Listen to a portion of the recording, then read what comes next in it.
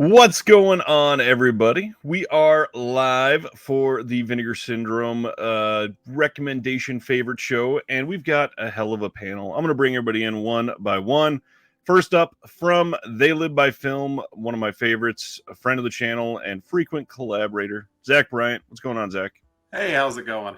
Stoked to have you here. And then the one that everybody's requesting to have on for the Vinegar Syndrome stream tomorrow night, and I will spoil it now. Celeste will be live with us tomorrow night as well. Hello, Celeste. Hi, how we doing, everyone? I'm excited to be here tonight, and I'm excited to be here tomorrow, too. Pulling double duty. Amazing. And then finally, one of my favorites. He is on many of these Vinegar Syndrome releases. He is on releases from countless other boutiques. He's written many books, and somebody I respect greatly, Mr. Troy Howarth. Hello, Troy. Hello. Thanks for having me back again. Thank you. You are frequently requested to come back, so I'm glad that you still say yes. People must be very desperate. Yes, I am desperate, and that's why Zach's here. We got a whole bunch of people hanging out. Wanted to say hi. Nick will be watching tomorrow. Thanks, Nick. Bruiser's here. Tony, Anthony, and John. Fanatical Dragon live from over in Europe. What's going on? Media Membrane. Stan Geezy's on the road. Hello, my friend. Adrian James is here. Anthony's calling for some ICU picks. Celeste, you paying attention to that? Always. R1133, what's up? Hello, Celeste. Or Celeste. You are Celeste. Hello, Sardis. Tony saying hi. Terry is here. And yeah. So first off, I just want to go through real quick and see what everybody's experiences are with Vinegar Syndrome, your history with it. I don't think we've ever been super deep on that. So let's go different order. Celeste, why don't you go first? Share what got you into Vinegar Syndrome and how long you've been following them. I don't remember exactly what got me into them, to be honest. I think I just was aware of them and saw their titles here and there and picked up a couple off of like Depop or something. Somebody was selling some used ones for some good prices, and I was like, I don't know. I think I could get into this. Then I saw that they had a subscription model, and I was like, well, that's fun. I don't know a lot about it, but I'm itching to spend $550 on a halfway subscription. Why not, And I just like talked myself into it. And then the day that I did that, I went to Maryland Death Fest, and Vinegar Syndrome actually had a booth set up. And I didn't know that. So I was just walking through all the merch vendors, and I happened upon a Vinegar Syndrome booth. And I'm like, this is either like a really good thing or a really bad thing that has, coincided today. And they had some stuff that, and I mean, it was the day of the halfway to Black Friday sale. So they had some of that stuff on hand that had sold out like immediately. So I got that Thriller box set. I got the New York Ninja set. I got the WNUF Halloween special. They had all that stuff there. And I was just chatting with them there. And I don't know, I just kind of dove in head first, and making a commitment of that size monetarily to something like that, I told myself basically like, okay, you can't do what you always do, which is you buy a bunch of shit and then you don't watch it. So I made a commitment to review the month slate every month on my channel to make myself watch it. And that has just been a really rewarding experience overall, actually, like going through and talking about all these like kind of obscure films that not a lot of people get a chance to talk about, and kind of doing a deep dive analysis of them all. And then, yeah, I re-upped my subscription for this year. So clearly I've been having a good time. And I think that this year's been better than last year, actually.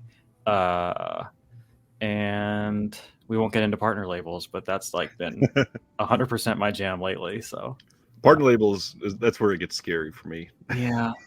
So I've been, you know what? Maybe I shouldn't share this. The extent to which Vinegar Syndrome has overtaken my life, I had to explain to my therapist what a slipcover was today. So there's that. Oh, I love that. What about you, Troy? What's your history with the beginning of Vinegar Syndrome? I honestly can't remember when I first became aware of them, to be honest with you. I really don't. I can't trace it back to a specific moment. I mean, my first experience working for them was when they did their first Forgotten Giallo set, which I did a commentary for one of those films in that set, and I've done a bunch since then as well.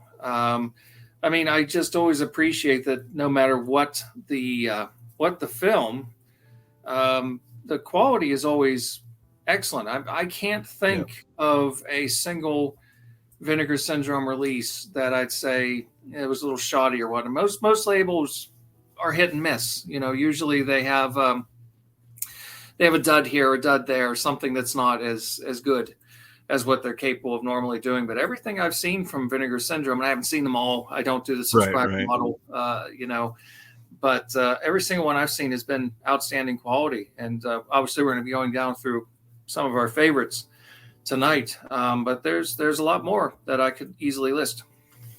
Yeah, I was saying this to Zach before we got on that I went to make my list of 10 and I brought out 25 and I went, I mean, depending on the mood I'm in, this could be a different 10 any day of the week.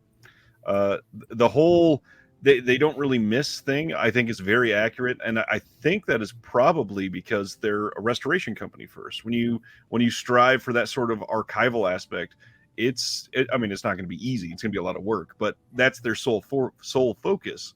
So yeah, I would hope that would be good every single time. Zach, what about yourself, my friend? Well, I'm probably going to have a little bit different of a perspective because as much as I am into horror, and I feel kind of bad about this, I don't own a lot of Vinegar Syndrome. When you'd ask me to do this, I'm like, oh, sweet. I can talk about partner labels. And you're like, no partner labels. I'm like, I have Vinegar Syndrome somewhere, right? Like, and I do have a decent amount. So I'm actually more excited for tonight to hear everyone else's because I need to narrow down this. I have a long spreadsheet of Vinegar Syndrome stuff I still need to buy. So it'd be nice to be able to mark some to try to get on quickly. But I started with Vinegar Syndrome, I guess 3 years ago on and off. And I don't even know if I knew what they were when I bought them. I was just like, oh, that movie sounds pretty cool. And I saw it on Tubi once. So that's been mostly my experience with it. And now it's a lot of, that one looks expensive, and I like that movie, and I've seen it because it's so hard to buy ones I haven't seen, and I'm too lazy to on my Tubi subscription sometimes. So, yeah, that's been mine, give or take. That, I mean, diverse experiences is always a good thing. I was trying to think while everybody was talking. I don't even know my answer. I think it was somewhere around 2016 or 17 that I first heard about them. I mean, they were still releasing all kinds of DVDs back when I first got into them. So it's a very different world for Vinegar Syndrome. I mean, even just since the pandemic, they've changed greatly as a company. So it's insane to see the level of growth that they've gone through and to see the spread of people that they picked up. I mean, when you're releasing things like Raw Force, you're going to pull in a different fan base than if you're releasing Texas Chainsaw Massacre 2. So it's nice to see the growth, and I hope that they still kind of cater to everybody's taste and not just get too mainstream. Got a couple others that I want to say hello to in the chat. Tony's here from Australia. What's up? Magic Hands, Nicomedes. This one's here for Troy, Imelda Gonzalez. Hello, everyone. Special hello to my friend Troy. John Doe Juggalo, Planet Mondo. What's going on, my friend? Looking forward to this. Reggie says, Grandmother's House was my first VS. That was a big one at the time when it first came out. Let's see. Everybody's laughing at Celeste slipcover therapy. Yeah, I seem to have started something with that comment. Dragon says slipcovers are therapeutic and a frequent cause of anxiety when they're absent. So I get it. Yeah. Cemetery Man 101. Hate the stranglehold of the slipcover. I just want to sell all of mine someday. I get I that. said the magic word, apparently. Adam the Movie Hunter. What's going on, my friend? I still feel bad. Laurent, what's up? Hello. Are you back in Germany yet? He's had a busy month. He just got done interviewing Joe Dante for his Vincent Price documentary. All right, let's jump into it. Other than us four, we also have a friend of all of us, Erica Schultz from Unsung Horrors and author of an upcoming book, is going to share her picks, but she couldn't be here. But she did her homework and set forward a video for every round. So I'm going to start with Erica, actually. Let's watch her first video. Hi, I'm Erica Schultz, co-host of the Unsung Horrors podcast and author of the upcoming book, The Sweetest Taboo, An Unapologetic Guide to Child Kills in Film. And I'm here sharing my favorite Vinegar Syndrome releases. A lot of these are going to be very on brand for me if you're familiar with the podcast or the title of my book tells you anything about me. But before I get to those types of picks, I want to start with one that is one of my favorite blaxploitation films. Really great director overall, and I think a lot of people might have missed out on getting this one if they haven't already. And that is this double feature from Jamal Fanaka, Welcome Home, Brother Charles, and Emma May. And so Brother Charles gets his revenge in a very unique way, and Emma May is just one where you're just rooting for her 100% all the way. Very unique voice in the blaxploitation cinema genre. Highly, highly recommend. You get 2 films for 1 in this. So if you don't have it, pick it up. Anybody else checked out that double feature yet? No, I've never heard of it. Wow. Yeah, it's one of their very early releases. I've seen one of the 2, I think, and MMA is really good. It's a very, very odd story, but it's one of those things that you kind of got to see once you read the synopsis. I was just thinking about that. I don't think they've put out many blaxploitation flicks in the last handful of years. It'd be nice to see some of that come back too. All right, let's go with number 10 then. Let's start with Zach. All right, put me on the spot. I actually wanted to start with the first one I ever bought, which was Blood Games. I don't actually know when it came out. I got it a little bit late, which kind of worked out for me because Vinegar Syndrome is like one of the few labels I don't worry about slipcovers with. I didn't get it with that one, so I'm very actually secretly thrilled and secretly disappointed at the same time. But I'd say, I guess this is one of the more popular ones, right? I would say I think most people have seen this one. Kinda. I mean, it's still a little underground, but it's a really good movie, that's for sure. Yeah, I really like it. For anyone who hasn't seen it, it's like a team of softball players get stuck in the woods with a bunch of psychotic men around. You can kind of guess where it goes from there.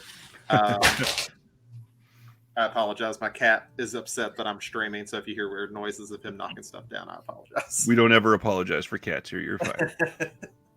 But no, I really liked it. It has 2 good interviews on there. It's not a lot of special features on it, but both of the interviews from 2 of the cast members is actually really good. And but it's an easy one to to finish up and get through all the special features pretty quick. Yeah, good solid release. Anybody else a fan of Blood Games? I've not seen it, unfortunately. Blood Games is great. People need to check that one out. I'll go next and put myself on the spot. One of mine that I really like, and I think I actually got the release from Wicked Vision first that put this out. I'm a big fan of Reform School Girls. I saw this movie, probably a couple decades ago for the first time, and then just randomly got reminded of it, started looking up to see if it was released on Blu-ray, and it had just come out in Germany. So I went and picked up that release, and then this came out, and as part of the subscription, here it is. Lots of great special features on this. I love when they have the making of documentaries, and this one is like really well done. It's a nice extended one. All kinds of interviews on here. We got archival commentary track, There is a new commentary track with queer film historian Elizabeth Purcell that I really liked. And yeah, just a good, solid release. Anybody else on Reform Schoolgirls? Anything before last year, I'm gonna be pretty shoddy on because I just dove in last year, and then I know everything past then, but before then it's kind of hit or miss for me. I'll be quiet then because I think I only have one in the last 18 months for you. I know I the can film, cover but that. I've not seen the disc. It's a solid restoration. Celeste, why don't you go with number 10? All right, cool. I'm gonna come in swinging with a box set right quick. Nice. I went with the Homegrown Horrors Volume 1. Mm. This was one of the... Oh, actually, I remember now. I saw this on Orbit, and I fell in love with this artwork, and I was like, this seems fun. Let me pick that up. And this just kind of sold me on like the whole like micro budget horror thing that they kind of specialize in a lot of the time. You know what I mean? Yeah. I don't know. I popped in a Fatal Exam, which is the first one on here, and that film is not particularly incredible or anything, but it really has a charm and an atmosphere to it, and like it's clearly coming from the heart and like a source of passion as opposed to any kind of cynical motivations or means. Like when you are like funding this all yourself and you're making like low budget genre shit, like you're not doing it to make a bunch of money typically. Right. Like, and you got to buy the film stock yourself and everything. Like this is just the sort of thing that this company has kind of single-handedly sold me on, and now I've just kind of opened up that whole world of it, And I mean, it doesn't look like incredible or anything, but considering this probably, I don't know about this one specifically, but a lot of the stuff didn't even have a theatrical release, and it just kind of went to VHS. Like this is like, the best it's ever looked. And then Winter Beast is my least favorite of the set, but it is still a lot of fun, and it is still a really interesting kind of special effects extravaganza on like a minuscule budget. But Beyond Dream's Door, the second one here, that's like the one right there. This shit slaps. Like it's so good. It's like this kind of like Lynchian, Lovecraftian, like cosmic horror, like dream logic, surrealist craziness. I loved it so much. Like I watched that and I was like, wait, that was like that's great by any standard. Like I think you could show this to any horror fan and they'd be like, wow, that's really good, if they have an open mind for like the kind of lower budget stuff. But like there's just a great idea at the heart of that, and like the special effects are not bad either. Like they're actually quite impressive, and the visuals are so interesting. Yeah, that's probably enough on this one set, but yeah, I love the aesthetic of it, the artwork and everything, but the films themselves are all like really interesting. So I'm a big fan of this set. And what's funny, I've seen that be full of things that are people's favorites for very different reasons. I've seen all three of those films be selected as people's favorites out of that box set, and their least favorites as well. So there's kind of something in there for everybody. But one of the things you just said, I think really is like definitive of Vinegar Syndrome from the beginning, is that if somebody opens their mind and you're open to whatever you're going to find, there's something on just about all of these discs that you're going to love, probably. It's just that matter of just a little bit of exploration. And I get it with some other labels. That's not always required. But with Vinegar Syndrome, that is a big part of it.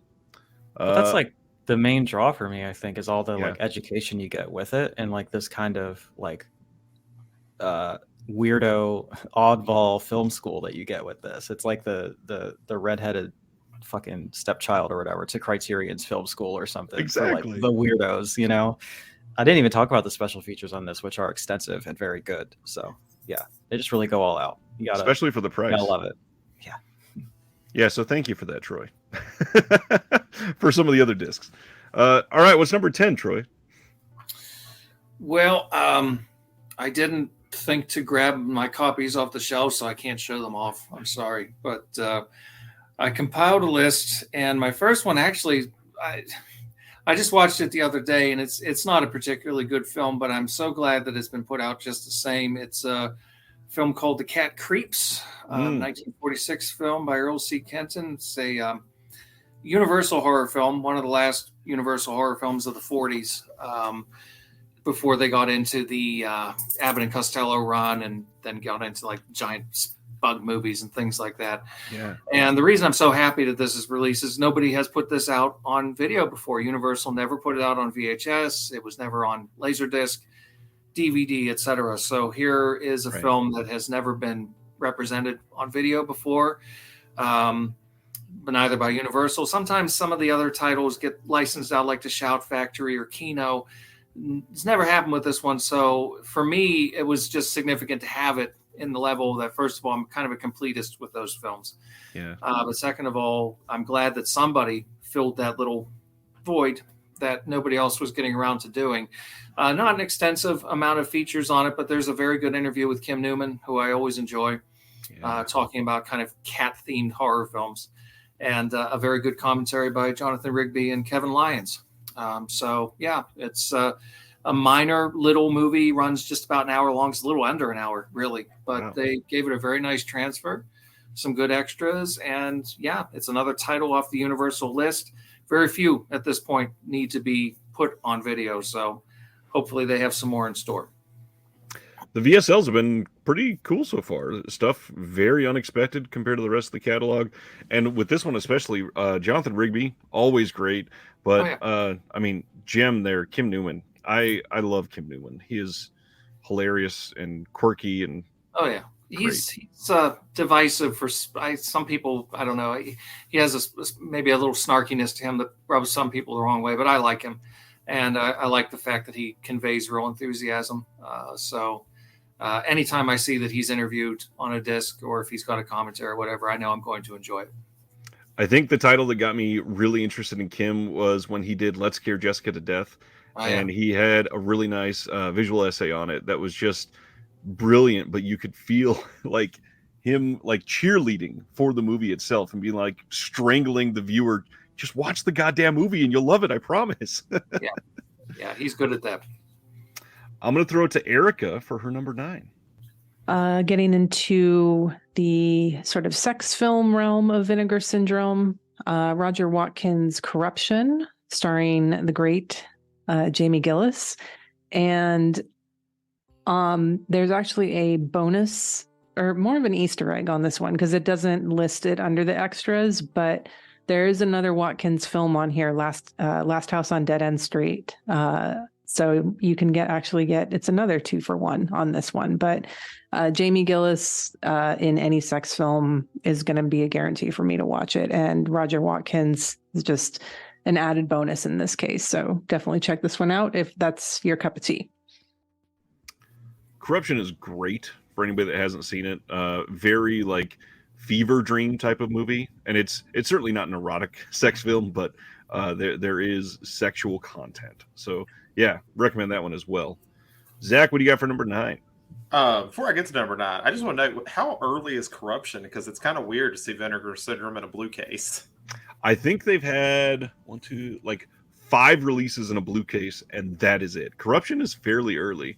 It came out, I want to say like 2016. I know they just reissued it with a very pretty catalog slipcover. Yeah. That's like the old school one. March of 2016. Okay. Yeah. That's been some time.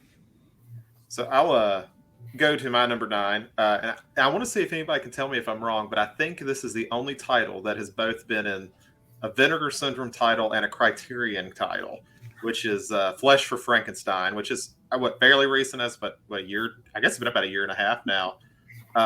Fantastic release. It's one of those ones that feels so perfect that it almost has like this companion piece with Severin to have Blood for Dracula, but just to concentrate on Flesh for Frankenstein. It's of the two, it's my least favorite like movie, but this set is just like awesome. Like I think they interviewed anyone who's both alive and willing to talk about it, because I think there's like 10 interviews on the thing.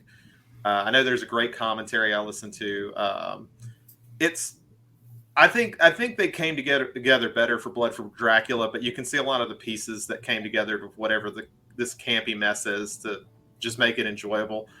I'd have to go with that one. I wish I had it on me right now, but it's in a different room. But yeah, fantastic release overall. And I love the packaging. The only thing I wanted to say is not to be like actually, but Sweet Sweetback's Badass Song is actually in the Criterion Oh, Collection yes. now. Okay, Yeah, I was sitting here. I actually tried to Google it. I was like, "Is there another one?" And I couldn't find one. But you were when you correct. said that, that's what I thought it was going to be, and I was like, "Oh yeah, Flesh for Frankenstein, duh." Yeah, just because Yeah. I find it fascinating. Like early Criterion is just fascinating altogether Mhm. because it was some of the wildest titles in like their first 50. Halloween, Armageddon. Yeah. The Rock. Yeah, that's a killer pick. I think that it was a great time for people that were up to those two titles coming out the same year with them and Severin. They both kind of crushed it. Those discs both look great. Good pick, Celeste. What's your number 9? I am a big fan of Flesh for Frankenstein. I haven't grabbed it yet because the price tag on it is hefty, but I watched the film on Shudder and I thought it was a banger, so I'm a fan of that. This next one, kind of like Ryan said, when I was looking at my shelf, I was like, it could really be most of these, but I gotta pick 10. So I went with this one and put it a little bit lower just because it's not like the best thing I've ever seen, but I did really love it, and I don't see it getting a lot of love in general, and that's Buried Alive, this Edgar Allan Poe adaptation. It's got Donald Sutherland in it. It's sort of a women in prison film, but also like a Gothic Poe story at the same time. And it's really bizarre and out there, and it has like this beautiful color palette and this great Gothic atmosphere. And it's really zany and wild, and there's a lot going on in it. And I'm just a really, really big fan and advocate of it. And I was just really surprised when I finished watching it. And I was like, well, that shit slapped. And then I looked it up and people were like, ugh, not good. And I was like, no, it's great. Like, check it out. It's really good. So, yeah, I'm a big fan of Buried Alive. If you're into the Poe stuff, if you're into Donald Sutherland, I know he has a Donald Pleasance. Thank you. Sorry. Different guy. If you're into Donald Pleasance, Mr. Halloween, and I know many of you are, get into this one. So, yeah. I'm glad you said that because I have had that in my cart a couple times, but the reviews have turned me off on it. Like every time I get to it, I'm like, no, I'll just wait. So I might have to get that pretty soon. If you're a fan of atmosphere, like if you place a premium on that as opposed to just zany antics the whole time, because it does have that too. But yeah, it's mainly an atmospheric thing, I think, and like the colors and the cinematography just like really work for me. I'm a vibes guy. I'm into it. I can get sold on that. Yeah, it's the vibes. I feel like this would be a Troy pick. Have you seen this one? Oh yeah, I've seen it. Robert Vaughn, I think John Carradine in it, probably after he died, I think, if I'm remembering correctly, unless I'm mixing it up with another movie, but I'm pretty sure that he's in it as well. Yeah, I enjoyed it. I mean, it was part of that sort of spate of Edgar Allan Poe films that Harry Allen Towers was making in the late 80s. He also did a really fun version of Mask of the Red Death, which is basically just 10 Little Indians again for like the 5th time that he's done it, with Herbert Lom and Frank Stallone, and that's a fun movie, which I believe Scorpion put out on Blu-ray. I would recommend that if you like Buried Alive, check out Mask of the Red Death. Oh, I'll have to do that. The Vincent Price version is one of my all-time favorites. So I'm down for anything. Price movie's a masterpiece. I mean, yeah, it's so good. Towers film isn't as good, not enough, but it's fun. It's fun. Agreed there. Real quick, video store review. Thank you so much for your very kind comment. That video is like really personal to me, and I put a lot of work into it. So thank you so much. I appreciate that. Speaking of video store review, wanted to highlight this. He says, can you please tell me how to find that Easter egg on Corruption? I've got the disc and still can't find it. I've had a few other people ask, and so this is the perfect time to share since we just talked about it. To get to Last House on Dead End Street, you have to go to the last item on the menu that is for Corruption, and you're going to click your down button 6 times. After you do that, an upside down cross will appear on the screen. It's like a shadow from the T in Corruption, and it pops up, and then you click on that, and the movie just starts to play. I would love to think somebody figured that out by themselves, but I just feel like it was automatically put into like a disk drive and said, "Where's it at?" Who's the last Yeah, my question is first, how did anybody figure that out? And second, why is a whole feature-length film buried that deeply? Did they like not have the rights and they just like hid it in there? Like really? If I remember right, it's actually worse. They had the rights, but the rest, and I think they still have the rights, but the restoration on the film is really difficult or delayed or something with the elements, and they want to put it out still, but they said we don't know if we're going to be able to, so let's just release like a low quality version of it as a little Easter egg on the disc. Okay, that's kind of fun. Well, Nothing and shady. to highlight the fun and maybe some sadness for people that got into Vinegar Syndrome too late, back in the day, like pre-2019, they used to bury Easter eggs like this all the time. Not full-length movies, but they would put coupon codes in the credits at the end of a movie, and you'd get $5 off an order if you caught it because you watched it all the way through. They would put, I think if you had captions on a couple times, they put coupon codes in the captions. So they would do stuff like this on their disc for the first 4 or 5 years. Well, I always watch to the end of the credits, and I always have captions on, so I'm gonna be paying attention a little closer. Got to watch some of those older ones. Yeah. What's going on, Chris? He says, great crew tonight. All right, Troy, you want to give us your number 9? Well, so as my first choice indicates, my tastes are all over the map as far as time periods. I love old films and new films, but this is the newest film that's on my list is Censor, the Prano Bailey Bond film from 2021, which I highly recommend if you've not seen it. It is definitely rather trippy. It is, to use a somewhat overused term, it's a slow burn, but it's worth it. Just stick with it. It kind of gets under your skin, has a slight sort of Polanski type vibe in that sense, just little sort of gradually working little weird things in that makes you uncomfortable. And a kind of very interesting and I think darkly funny commentary on censorship in general, specifically connected to the British side of things, the British Board of Film Censors and their long history of suppressing films in many cases, and the whole video nasty thing and all of that. So it's a really, really interesting film, and they did a wonderful job with it. Lots of good extras and a beautiful transfer as usual. If they want to do a good like Easter egg for that, they should have put in that 10-hour movie of paint drying. That would have been a great one if they could have added there you go. Yeah, this is a solid release. One of the best extras on here is you get to see David Gregory geeking out on video nasties. I guess the Vinegar Syndrome version of this was edited, and the one that came out from, I think it's Second Sight, has the full-length version of David Gregory geeking out. But either way, it's great. Solid release. And one thing to highlight, which doesn't happen with a lot of these movies, really incredible acting in Censor, actually. Like, very well done. Really good. I'm a big fan of that one, too. That would have been on my undercard list, or just if you asked me a different day, I might have picked that one. I'm a big fan of it. It's a good one. My number 9. Well, first off, this one's rumored maybe to be getting re-released with this and its sequel. I'll believe that when I see it, but they put up an image and people think that it might be coming. This is kind of a nostalgia pick because I love some of the practical effects on this. I got to go with Hell Comes to Frogtown. This movie is so hilarious to watch nowadays. Incredible weird slip on this. This is like one of their first odd slip covers. Just a fantastic movie. Roddy Piper is amazing in this, as always. Genuinely like fun script and kind of a little bit like shooting higher than its budget. And a lot of these movies don't always do that, but they leaned into it. I really love this movie. Some great special features. We got really good commentary on this one. But the big thing, some of the video interviews on this are really well done. Love this release. I kind of doubt that we're getting this in the sequel in 4K, but I guess we'll see.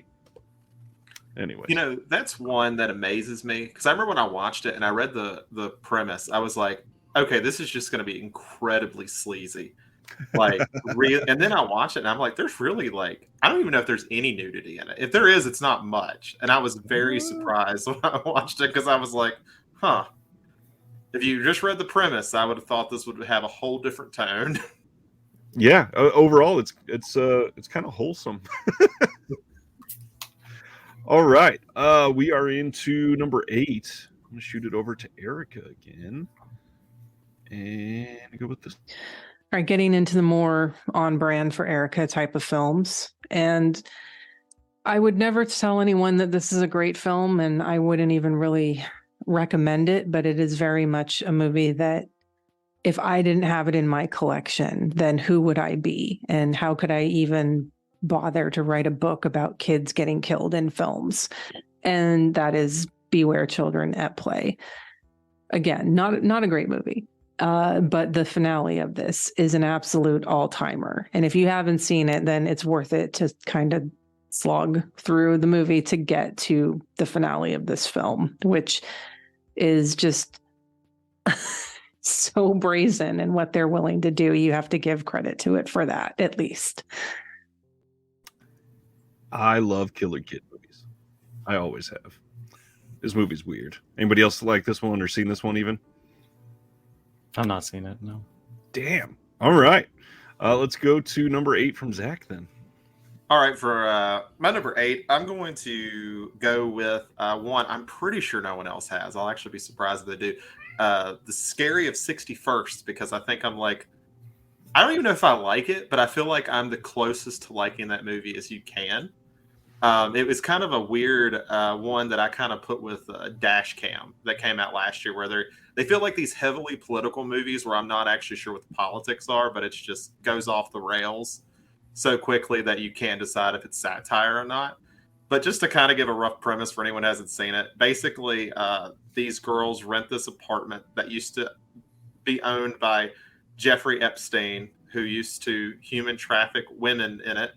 And this girl gets possessed by, I think, the ghost of one of them. It goes off the rails about as quickly as it starts, but it is so weirdly dreamlike that I don't know. There's something about it that draws me to it, and I really like the mirror release they did, like the mirror cover. It was pretty cool. I haven't explored the special features yet, though. I think Celeste might fight you on this one. I have strong feelings about this one, but I will don't know save if you it can for go without having strong feelings. Like, I don't even know what I feel about it. my experience with that film is very specific because I really loved it the first time I watched it, and then I learned about the people behind it and realized that I had been tricked. But I do have it in my stack of things to sell over there. But if you want my specific thoughts on it, I do have a review on Letterboxd, and I will probably leave it at that.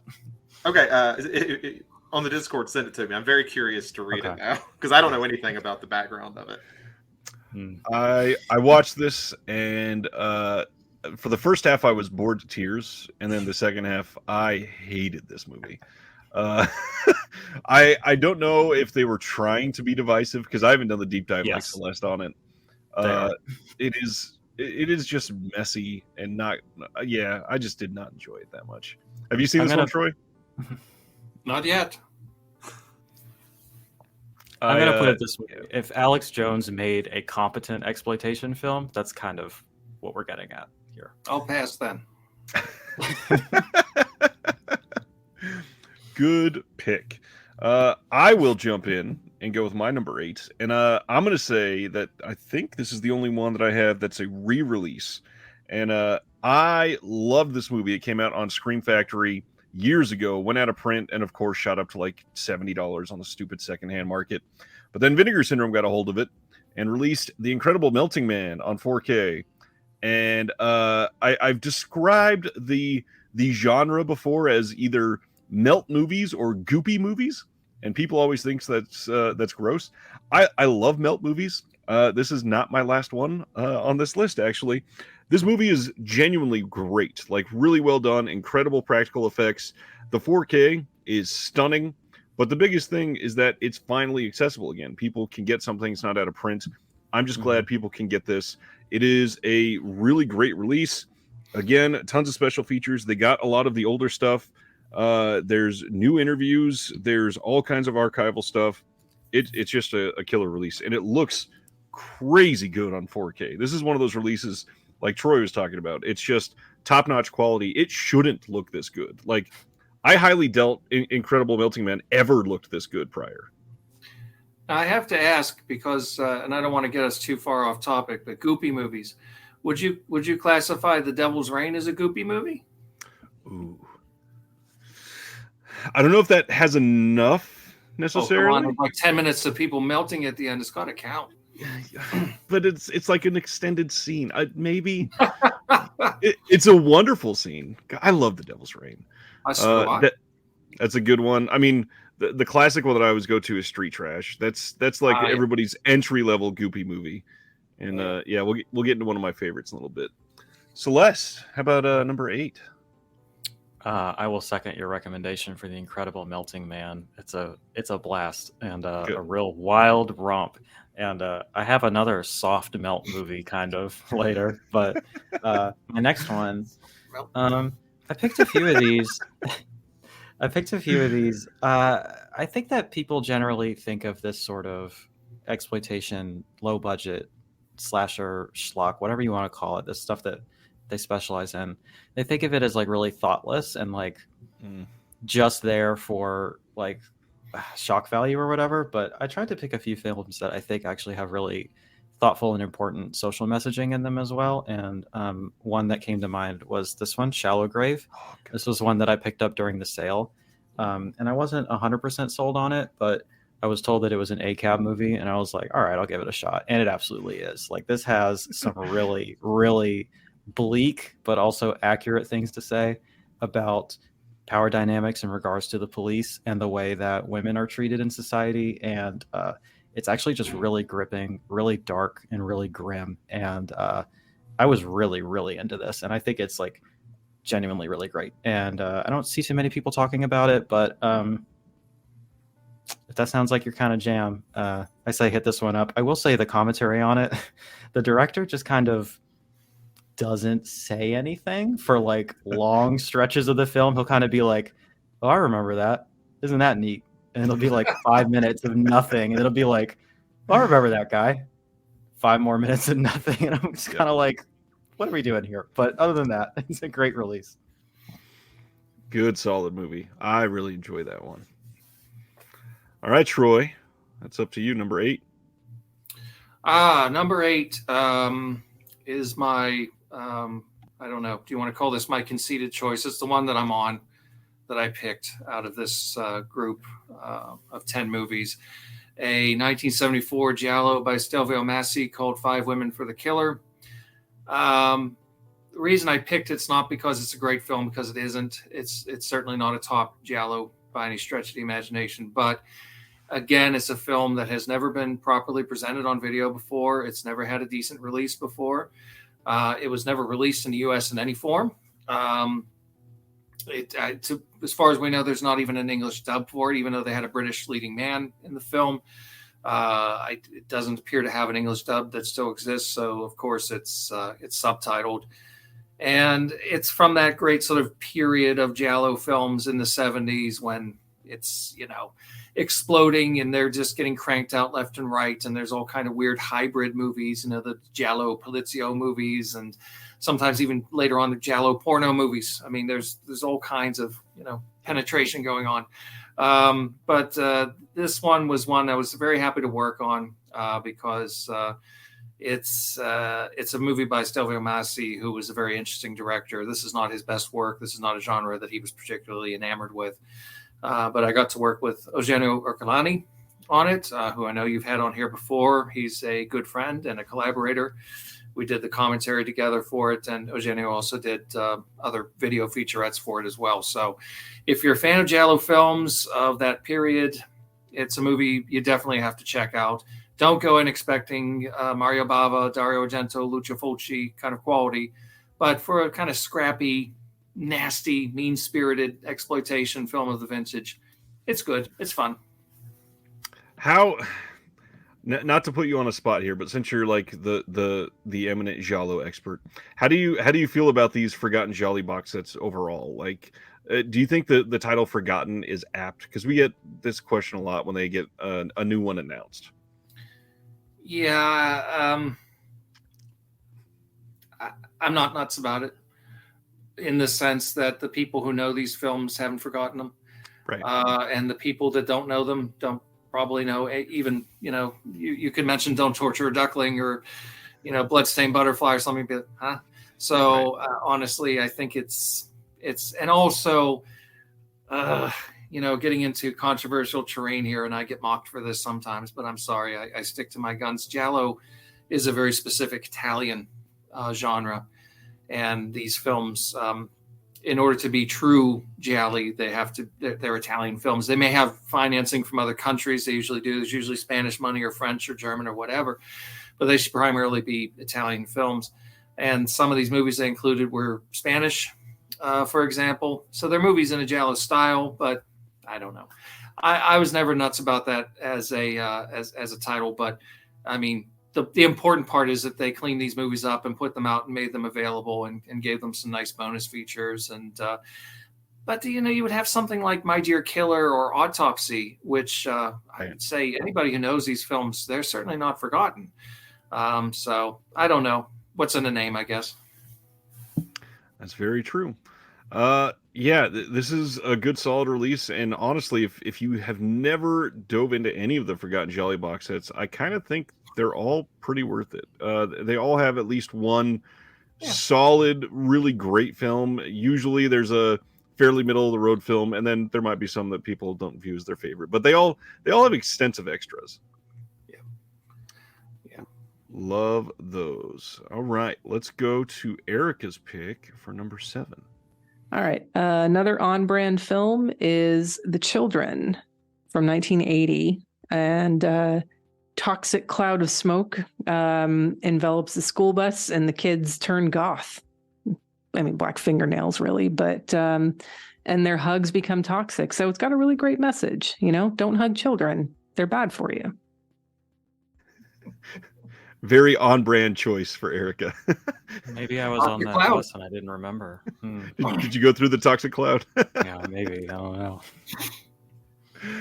This is a good one. Anybody else know or like this one? I think it used to be on USA Network back in the 80s a lot when I was a kid.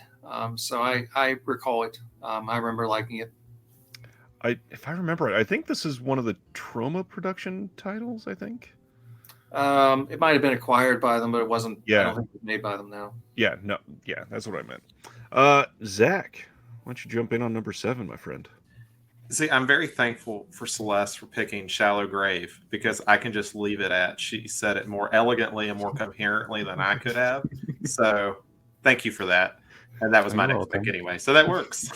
Nice. Yeah, it's a solid movie. I feel like that one flew under some radars, but more people need to jump on that one. I'll go with my number 7 next then. This is one that I've adored for a long time. I still can't believe they released this. I actually was just in a collector's video where they showed some of the things around my room, and one of the things I shared was I have a screen-used piece of skin from this film and a screen-used finger from one of the demons in Demon Wind. This is not a great movie. It's a very stereotypical slasher that's kind of like a supernatural slasher, but it is just so damn fun. The main guy from 6 Feet Under, I think, is the film. The main character, or the show from HBO. The main guy is in this, I believe. Just really well made, like classic early 90s, mid 80s on this one, for like that kind of gross practical effects period where it's just like the spookies level, where it's kind of cheesy, but there's just charm in it. They went out in the middle of nowhere, basically on like a couple hills, and filmed in like a rubble old stone building that had started to break down, and they were like, yeah, this is perfect, let's just set up the camera and call it a day. And it's silly, it's cheesy, it's wonderful. I love it. Ryan, I'm a little bit concerned. Do you have an extensive skin and finger collection? Is that what's going on here? Funny enough, I do. I have a finger from the film 29 Needles, and I have a piece of skin from the indie horror movie Freak. Yeah. They're interesting. Maybe if I can run over there fast enough, I'll try to bring it during Erica's next video. What's your number 7? Me? So I've talked about this one a few times on different avenues, but I think that perhaps the most underappreciated or let's say marginalized section of the Vinegar Syndrome website is the erotic titles. Yeah. And I think a lot of people think that it's just there for, erotic purposes. And I don't think that there's anything wrong with that in and of itself. If that's your jam, if that's your kind of thing, have at it. But I think for people that aren't interested in that and want to see some maybe more subversive filmmaking that you really can't get anywhere else, I don't think there's a better place to start than Sex World. Because I think that this is a film that really justifies its pornographic content and its inherent premise. So it's kind of like the Westworld premise, but it hyper focuses on just the sexual element of it, because they kind of get into it in the original Westworld film and in the HBO show that, like, if you give people this opportunity, they're going to explore their unspoken sexual desires. And I think that that is an idea that's really interesting. You get people here that use this as an opportunity to explore the polyamorous side of themselves, the queer side of themselves. You have like even like a racist character that like goes through a bizarre arc in this. But I just think that that's an interesting concept in and of itself that you can't properly explore without actually showing the sexual part of it. And so, yeah, I just think that this is a film that really can't exist, and then it's an idea that can't exist in a different medium. And the film is actually really good, and the transfer is really great. I'm a big fan of this one, and I think if anybody's curious about this sort of thing, this would be my recommendation of where to start. But to be honest, I'm not as into it as I probably should be. So I'll be willing to take recommendations for this sort of thing as well. This is the adult title that is synonymous with Vinegar Syndrome. This one, and then Hot and Saucy Pizza Girls, which I'm assuming will probably be released on 4K in the next couple of years from them. It's genuinely great, and if I remember right, I think it's the first adult title in the world to be released on 4K. That's why I bought it. I was like, hey, that's fun. I want that just for the novelty of that. And then I actually watched it and I was like, wait, that was like really good. Exactly. What do you got for us, Troy? For my number 7, I've got a film from 1973 by Guerdon Trueblood, movie called The Candy Snatchers. Very interesting sort of thriller / horror film that gets really, really dark and really, really screwed up in many respects. It takes a little while to get where it's going. It seems fairly innocuous for a while, but it gets pretty grim. It was a movie that was wouldn't be true to say that it was unavailable. I mean, most of these things are floating around in one form or another. But I don't think it ever had a really decent video release before until this one came along. And again, a beautiful transfer on it. I mean, for a 50-year-old film, looks terrific. And some good extras, including commentary by my good friend Nathaniel Thompson from Mondo Digital. He'll pay me $5 for mentioning his website. Yeah, it's a movie I highly recommend if you're into that sort of period of gritty, sort of revenge and type thrillers of the 1970s. This is a really good one. I'll second Candy Snatchers. It was probably that was the first Vinegar Syndrome title I ever watched. It just wasn't the first I owned. It's great. Wow. Good introduction. If it'll make me $5, mondodigital.com. But you both forgot the hyphen, so you're not paying out. It's Ryan. It's silent. Come on. Well, Nathan sure pronounces it every time he highlights it. I'm going to talk about the Candy Snatchers in a little bit, but I did want to say the accessibility aspect of it. It is so easily highlighted when you are. I think there's an interview with the director on this, and he goes into. Basically, he was asked, hey, can we restore the film and release it? And his response was, why? And now a lot of us love this movie. Like, it's just so incredibly well made. Yeah, like I said, I'll talk about it more in just a little bit. Let's go into Erica's number 6. Then another one that's not quite a child kill in it in the way that I define it for the book. But The Suckling is just one of my absolute favorite low budget horror movies. It takes place at a back alley abortion clinic / house, and the aborted fetus gets flushed down the toilet, decides, no, I'm not done with life yet, and crawls its way back into the house, starts killing some people, and wants to make its way back to mom. And if you want to view it as pro-abortion or pro-life, you could see it either way. But, we all win when we see movies like this, I think. Gotta love that that synopsis you gave there. Anybody else love The Suckling? Never seen it. I haven't seen it. Oh man, it seems like a real Troy film too. Suckling is odd. All right, I'm holding my tongue. I've not seen the film. Okay. Let's go to Zach first then, number 6. All right, I guess for 6 for me, I'll go with my favorite Killer Santa movie, which is Christmas Evil. Good release. I always think there's like this interesting link between like Psycho and Maniac, and there's like these few movies that kind of came in between or right around Maniac that kind of blur that line. And this is one of them, because if you looked at the cover, you'd think it's a lot schlockier than it is. Yep. And it's actually like a very good character study of this man who decides to. It's not like Silent Night, Deadly Night, which I don't particularly care that much about. I think this one's much better. Since I've mentioned Severin already, I'll mention Don't Go in the House. It's kind of closer to that than I would say anything else.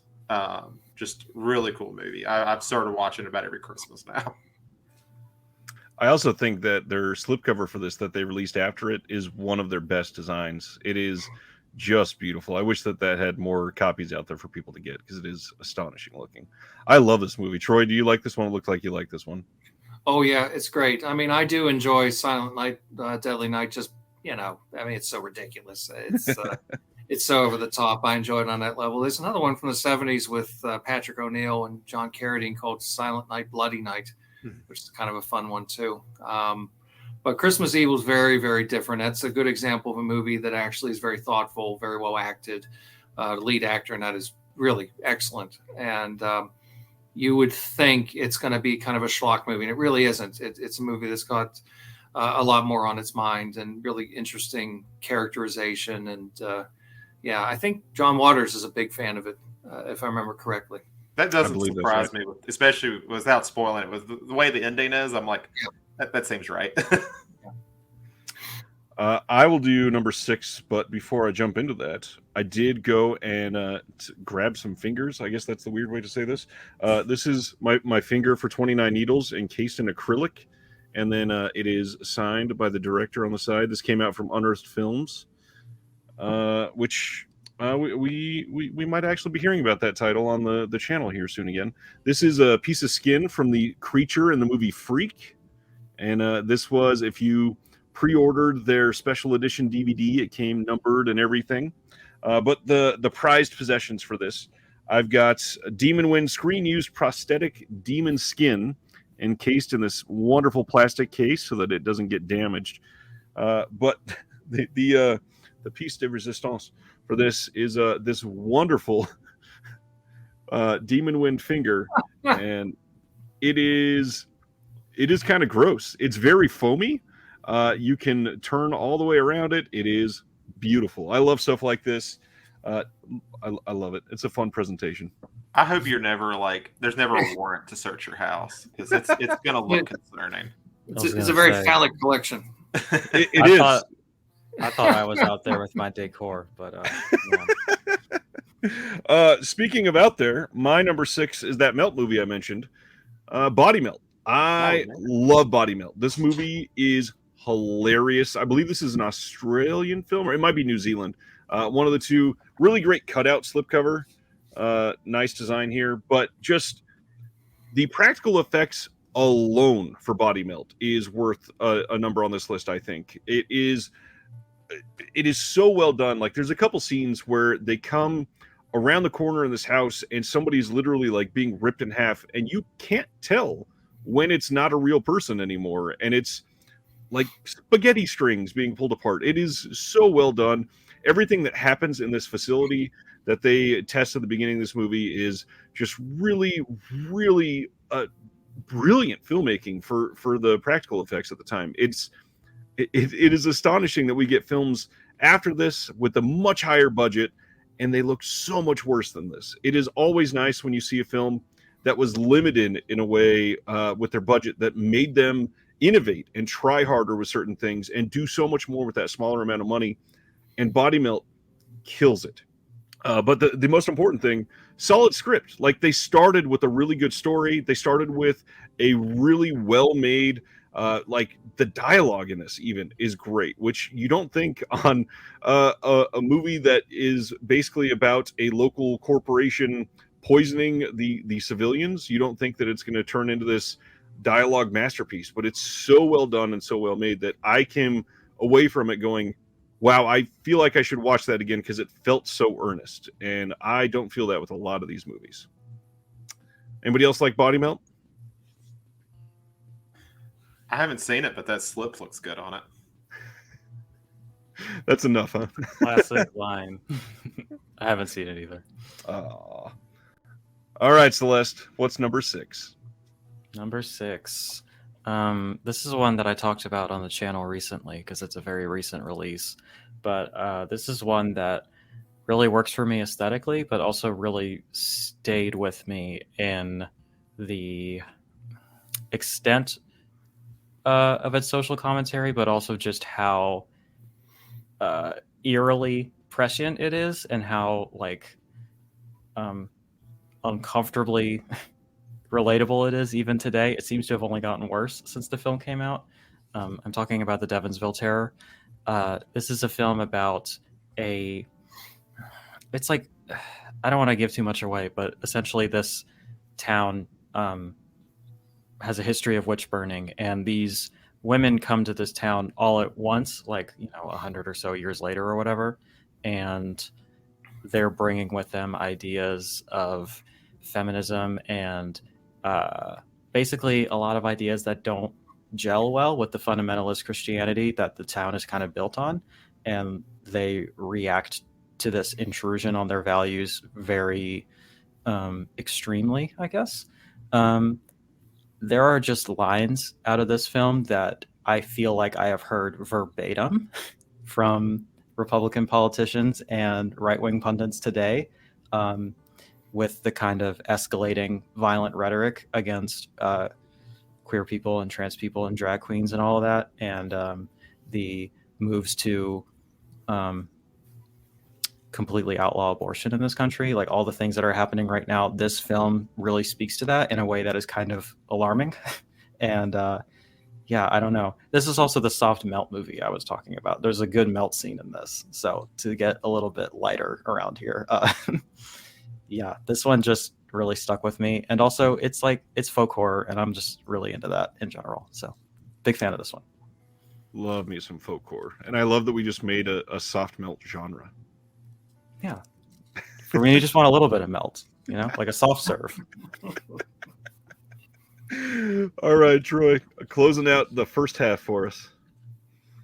Yes. Well, my next choice is probably not a huge surprise. I've written a book about the star and writer of this film, Paul Naschy, and it's Count Dracula's Great Love from 1972.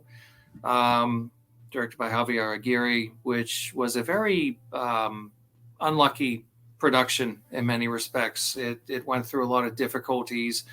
So it's an uneven film. It starts off a bit ropey, a bit rocky. You got to stick with it for a little while.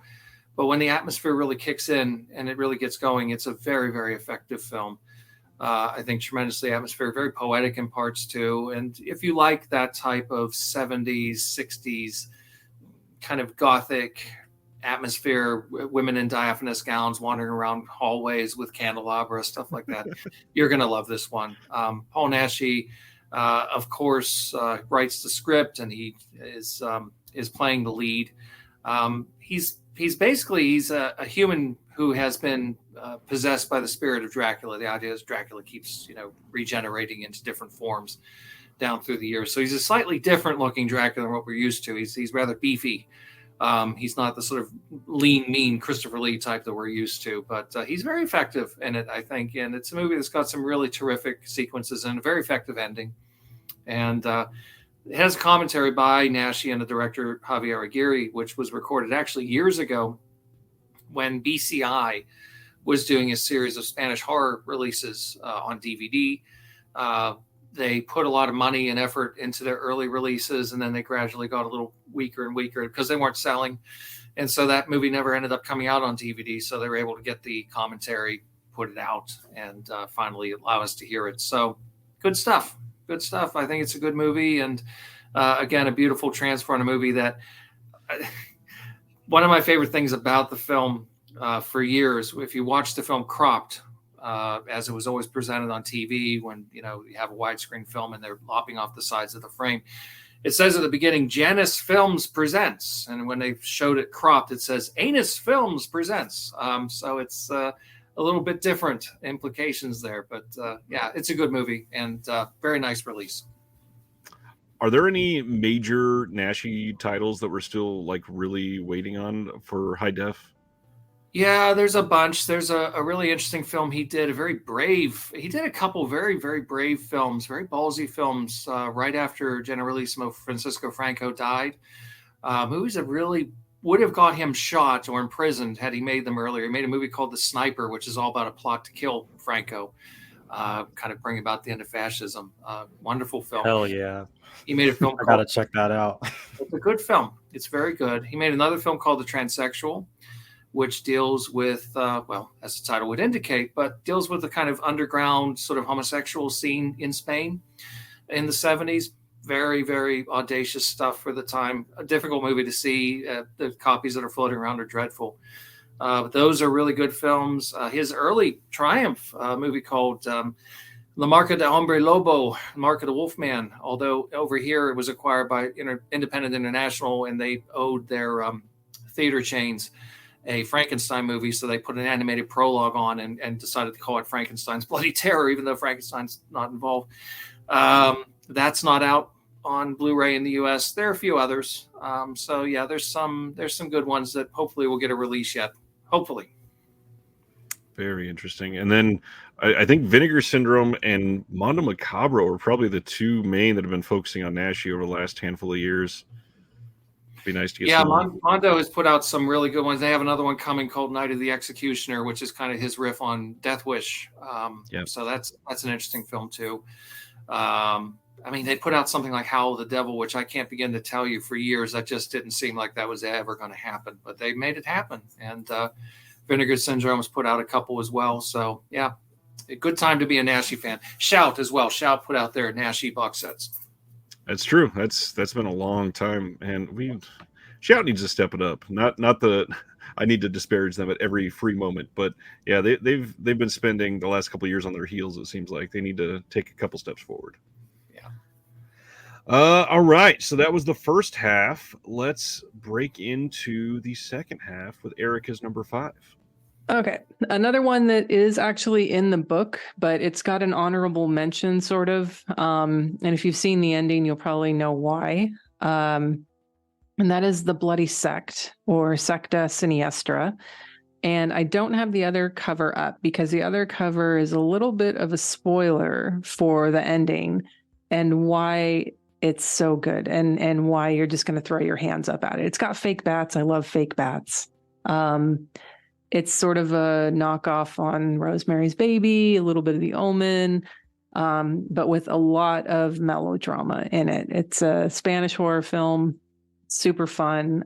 Definitely recommend this one for people who are fans of Euro horror, Spanish horror, Italian horror. You'll definitely like this one. Secta Siniestra, or The Bloody Sect. All I saw was Troy smiling for the first half of that. I can relate. That's a good one. All right, number 5, Zach. For number 5, I'm going to go with a pick I can't even really recommend because I don't know. There's a mood you have to be in to like it, and I'm not sure what that mood is. And I think I was just very lucky. Is a movie called Deadline, which Ryan, you show in your preview when it shows up for us on the countdown. It has two really unlikable leads. It's tonally confused. Like it'll go from being this really bonkers movie to then trying to be heartfelt, but it works. And I can't even explain why it works. It just does a good job at those things. And if you're in the right state of mind when you watch it, it just makes it that much better. So I'm going to leave it at that because it's been a while since I've seen it, but that's one I really enjoy and I just can't recommend. Have either of you seen Deadline? Deadline is great. It's I believe it's a Canadian film, and it's basically it's about an author losing his mind. So Troy should love it. It is it's really well made, and the basically it feels like they took scenes and filmed it as part of another movie, and then cut that into this movie about the author to explain him losing his mind. But it works so much better than you think it would, and it's just really fun, really well made, and yeah, a little bit of a fever dream type. It's nice. It goes weirdly well with In the Mouth of Madness, so that's a great double feature. If you want an A and B picture, that is a great double feature. That's a nice pick. My number 5 is one that for years people thought was very tonally wrong for Vinegar Syndrome, and unfortunately, it's because a lot of people were just looking at the cover art, and that was Malibu High. And this cover art does not fit this movie at all. Thankfully, they released this beautiful slipcover, which is much better for the film. Malibu High is about a high school senior that is trying to be a little more independent than she needs to be, and starts to go on a bit of a strong-willed woman pushing back as a like I'm gonna fight the principal. I'm gonna be a how do they describe her on the back on this one? If I remember right, it's really funny. A smart-mouthed high school senior whose boyfriend dumps her for a snobbish rich girl, and then she starts leading into like sexually blackmailing people. It's just a really solid crime movie. It's really well done, really well acted for its time, and yeah, everybody saw the cover and went, no, this is going to suck. I don't want this. But it is so different than that cover. I love Malibu High. So does Bruiser. I feel like Celeste would love this one. You haven't seen this one yet? I haven't. It sounds like a girl boss moment. It is. It really is. What is your number 5? My number 5. This was another one of the very first ones I picked up, and I was sort of I guess it showed me the breadth of content or films that I can expect from this company. Like it's not just a one-note thing, But that is The Caller with Malcolm McDowell. This is such a wild, interesting, unique film that I'm kind of surprised somebody else didn't pick up first. But it's to all of our benefit that Vinegar Syndrome got a hold of it. Malcolm McDowell is just always amazing, but he really does something interesting here and carries this film. I feel like it's a really kind of, it's hard to describe it without giving things away. I think the best way to experience it is blind. Just kind of go in and let it enfold you, as it were. But yeah, it's very stagey. It's very dialogue heavy, and I don't want to say anything else, but it rips. Good one. Check it out. It is a great movie. There's probably 4 or 5 that VS did that feels like that. Yeah, strongly recommend that one. What do you got for us, Troy? For my number 5, I've got a Spanish film from '73, another movie kind of in the Giallo vein, by Juan Antonio Bardem, called The Corruption of Chris Miller, which, again, one of those movies that kind of, used to show up on TV late night periodically, then kind of disappeared, never really had a decent release. And then they come out and put out this beautiful edition, uncut, widescreen, remastered. One of those great sort of, weird drifter wanders into a household of a couple of very sort of strange, secluded women, and some very strange kind of dynamics and fireworks start to play out. There's a series of killings going on in the background, and we don't know who's responsible. All builds to a twist. Very well done.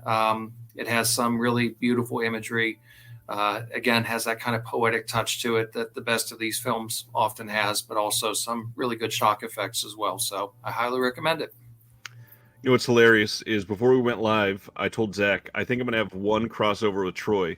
I'm just going to share my number 4 right now. The Corruption to Chris Miller. This movie is amazing. I'm a big fan, especially, and since you spoke on it so eloquently, I'll just share the ending little reveal, as they say, is so well done. And it's not like it's subtle, but you just kind of had the shock of the climax wash over you. And as you're like calming down a little bit, this reveal happens. And then a couple minutes later, you go, oh, damn, like that was kind of cold at the end. I love this movie. Yeah, it's set up nicely too. It doesn't just come out of nowhere. It's all kind of nicely set up ahead of time. So, yeah, I definitely highly recommend it. It's not a schlocky movie at all, and the 3 central performances are excellent. So it's a good one. Definitely. Have either of you seen Chris Miller at all? Understandable. All right, I'm going to go to Erica's number 4. We're just flying right through this. Okay. I'd be hard pressed to pick a favorite movie that Vinegar Syndrome has released. This is definitely not the best movie that they've ever released. I think that would go to some movies that are not even in my pile, like Thriller, From Beyond, a few others. But this is a movie I'm so happy that it exists. And I'm so happy that someone like Vinegar Syndrome gave it the love that it deserves, because you either love this movie or you absolutely hate it. But in any case, whenever you're watching it, you are completely confused by it. You are confounded by it. You are frustrated by it. You are in love with it all at the same time. You have every emotion while you're watching this film.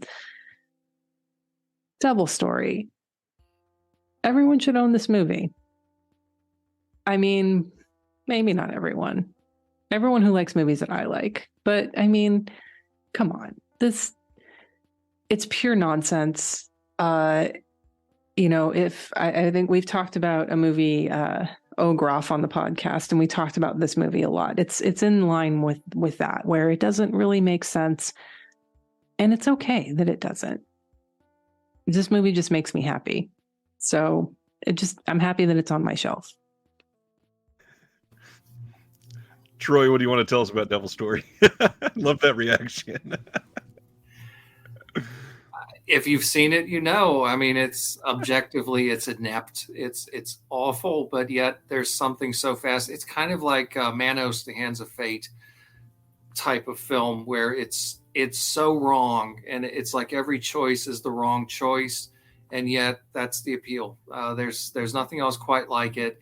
It's sloppy. It's held together with spit and Scotch tape, and it's really, really messy, and yet there's nothing else quite like it. So if you're in a mood for this really kind of over-the-top, gory, but weirdly sort of ambling, almost kind of pointless, incoherent movie, yeah, there's nothing else quite like it. I enjoyed it very much. I would not argue.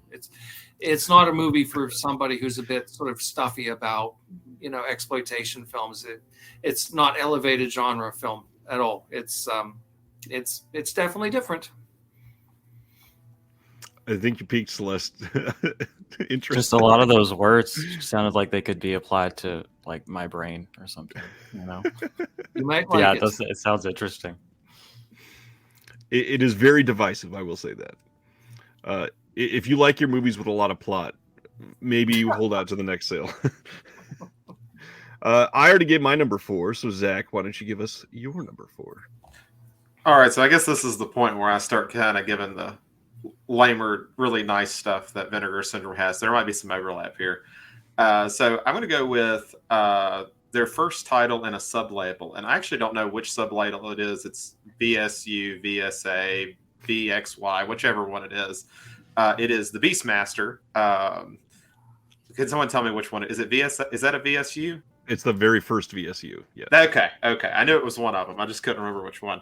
I got that that was probably one of my first sales I ever took part in for Vinegar Syndrome. But the movie is just, it lives on the rule of cool. Like I while we were sitting here waiting, I was like, what is the actual plot of the movie? And I'm like, I remember those events happening, but it is not why I watched that movie. It's just, I think it's a vibe to it, I guess. And I just, it's one of those movies you can just kind of throw on, and it doesn't really matter if you pay that much attention. Rip Torn is awesome in it. And that's all I'm sure most people here have seen Beastmaster in some extent. So I won't drone on and on, but great release. It's the only VSU I own, but it's a good one. Well, and it came out of nowhere. This one was, not especially hard to see, but there was rumors for a long time that we were never going to get even a Blu-ray release, I think. And then they came out with this shocking out of nowhere announcement of a 4K release, and it's astonishing. It looks incredible, giant book and this beautiful magnet clasp box and all this other stuff that they did to make it all fancy. Tons of special features. I believe Brad Henderson did most of the special features on this, and it was just excuse the pun a little bit with the animals in the movie, but a pet project, and he just went and did everything he possibly could to get I think there's animal trainers that he talked to on this one. There's the directors like all over this. There's so much on this disc. It is just an incredible release. And it makes it feel selfish of me. Like, I think it's good that we're as watching the industry move away from real animals or the possible exploitation of them. But it is also so, like, selfishly, I like to hear the stories about how they what was that movie? I think Scream put it out. It's almost a documentary, but it's also fictional. It's like Roar, maybe, about where almost everyone got injured Roar, by the animals because they Draft had no House idea Films what they put were that doing. out, yeah. Yeah, Draft House put that out a long time ago. It was Draft House. Okay. Celeste, what's your number 4?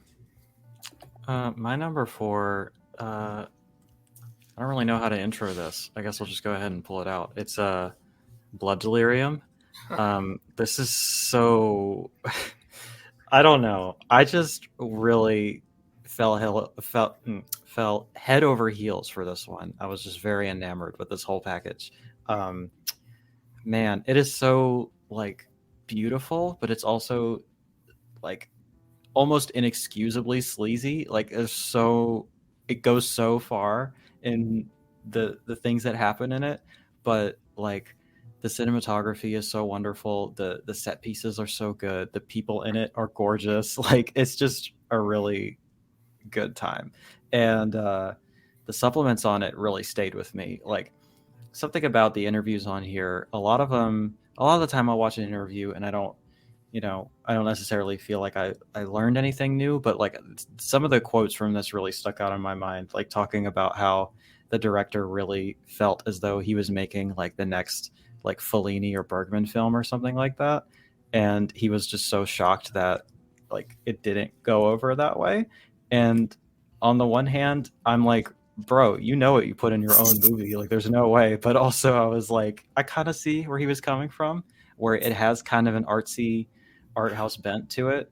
On top of all the depraved shit that happens in this. But it's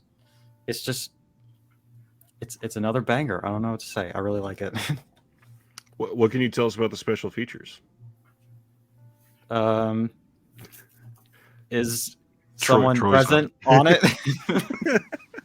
Sorry, that's my bad. Which one did you do here?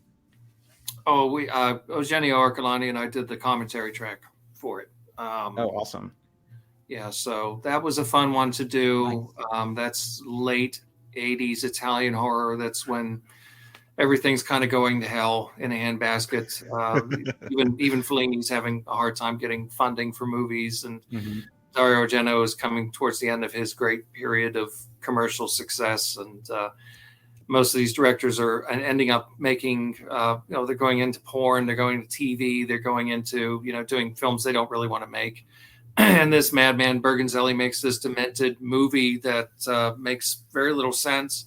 As Celeste said quite rightly, doesn't really make any sense at all, but yet there's something about it that has a sort of weird dreamy vibe to it, and very sort of heightened, over the top performance from John Philip Law, who was hitting the bottle pretty heavily by then.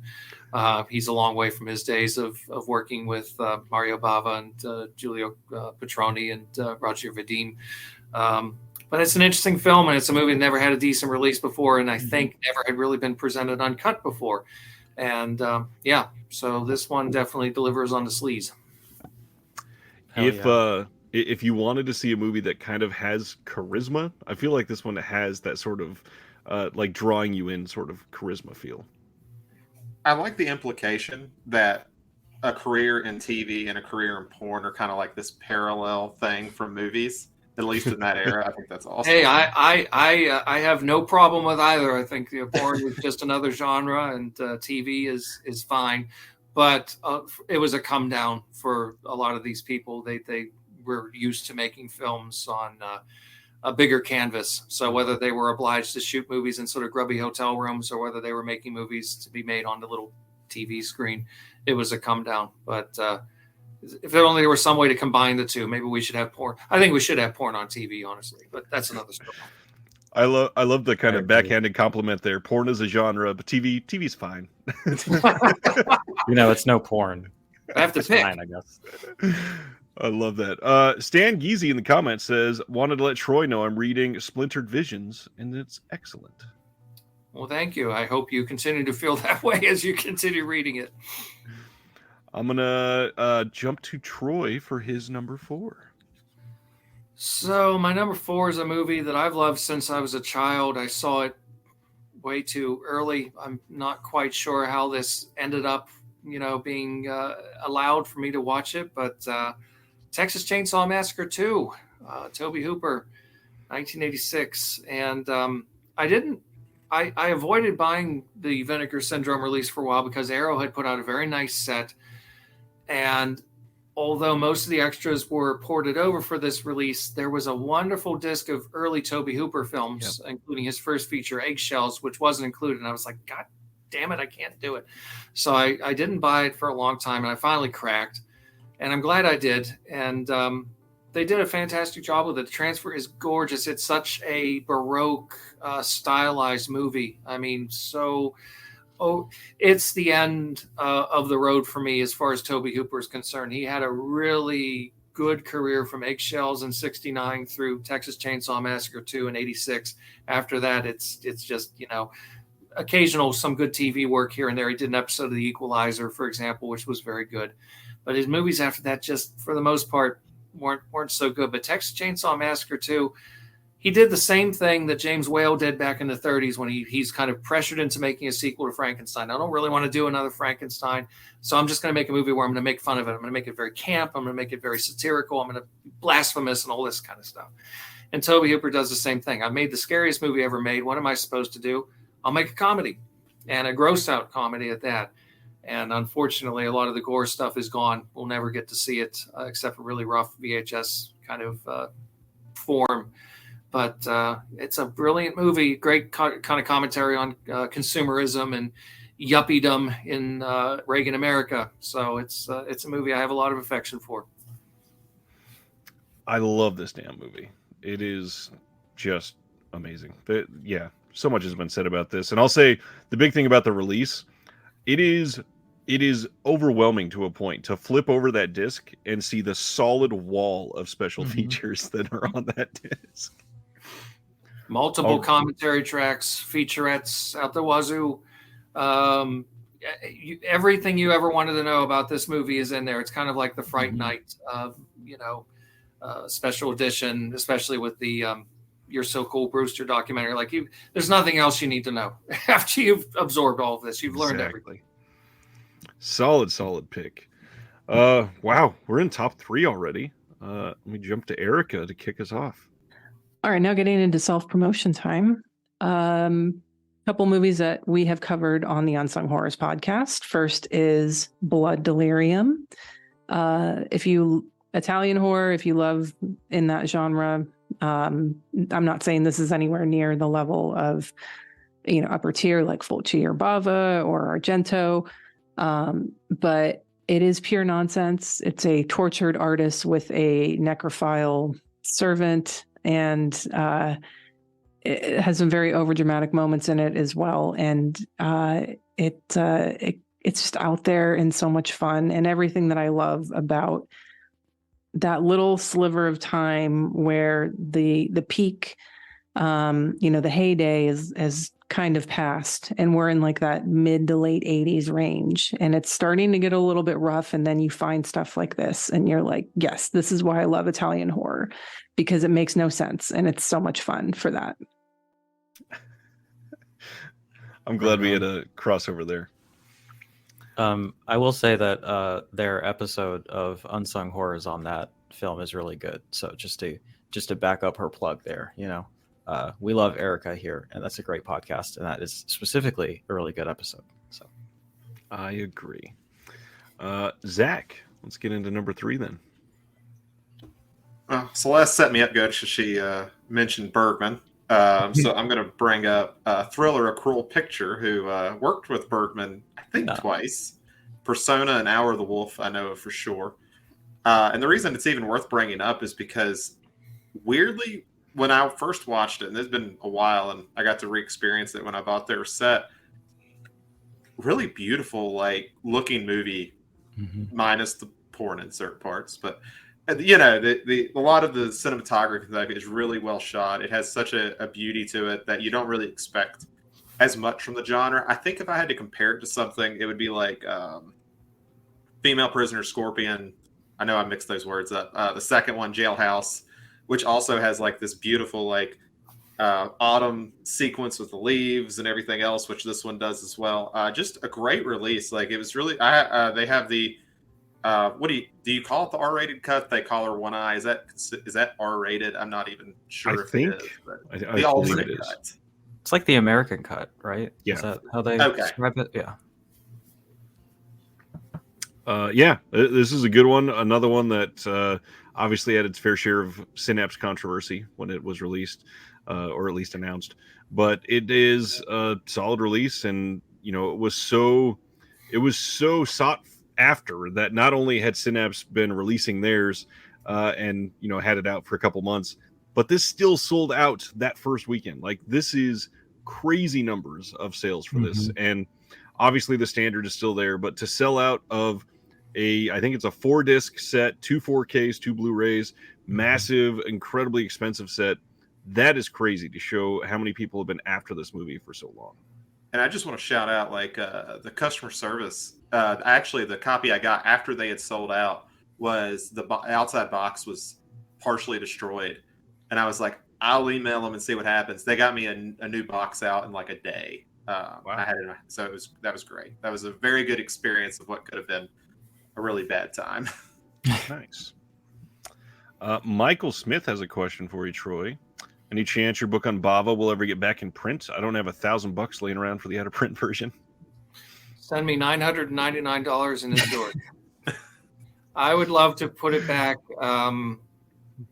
I would love to get another crack at it and do it better. At this point, I feel I could do better with it, but I've already had 2 versions of it out now, so that might be pushing my luck a little bit. As far as I know, it is the revised version through Midnight Marquee is still available on Amazon. I don't know how their listings work though, but if you search, you might be able to find it. Nobody should spend $1,000 on that book, let me assure you. But it's one that I would dearly love to revisit at some point. So maybe down the line. Celeste, what's your number 3? My number 3. So I've just been super, super into the recent Hong Kong stuff that's been going on. I tried not to make the whole list, all that stuff that's been coming out. I tried to kind of pick ones that I don't hear as much about, just to kind of put the spotlight on them for a little bit. But this film here, The Iceman Cometh, I loved so much. This is another one that I've talked about a few times, but it's just like this really interesting and unique kind of.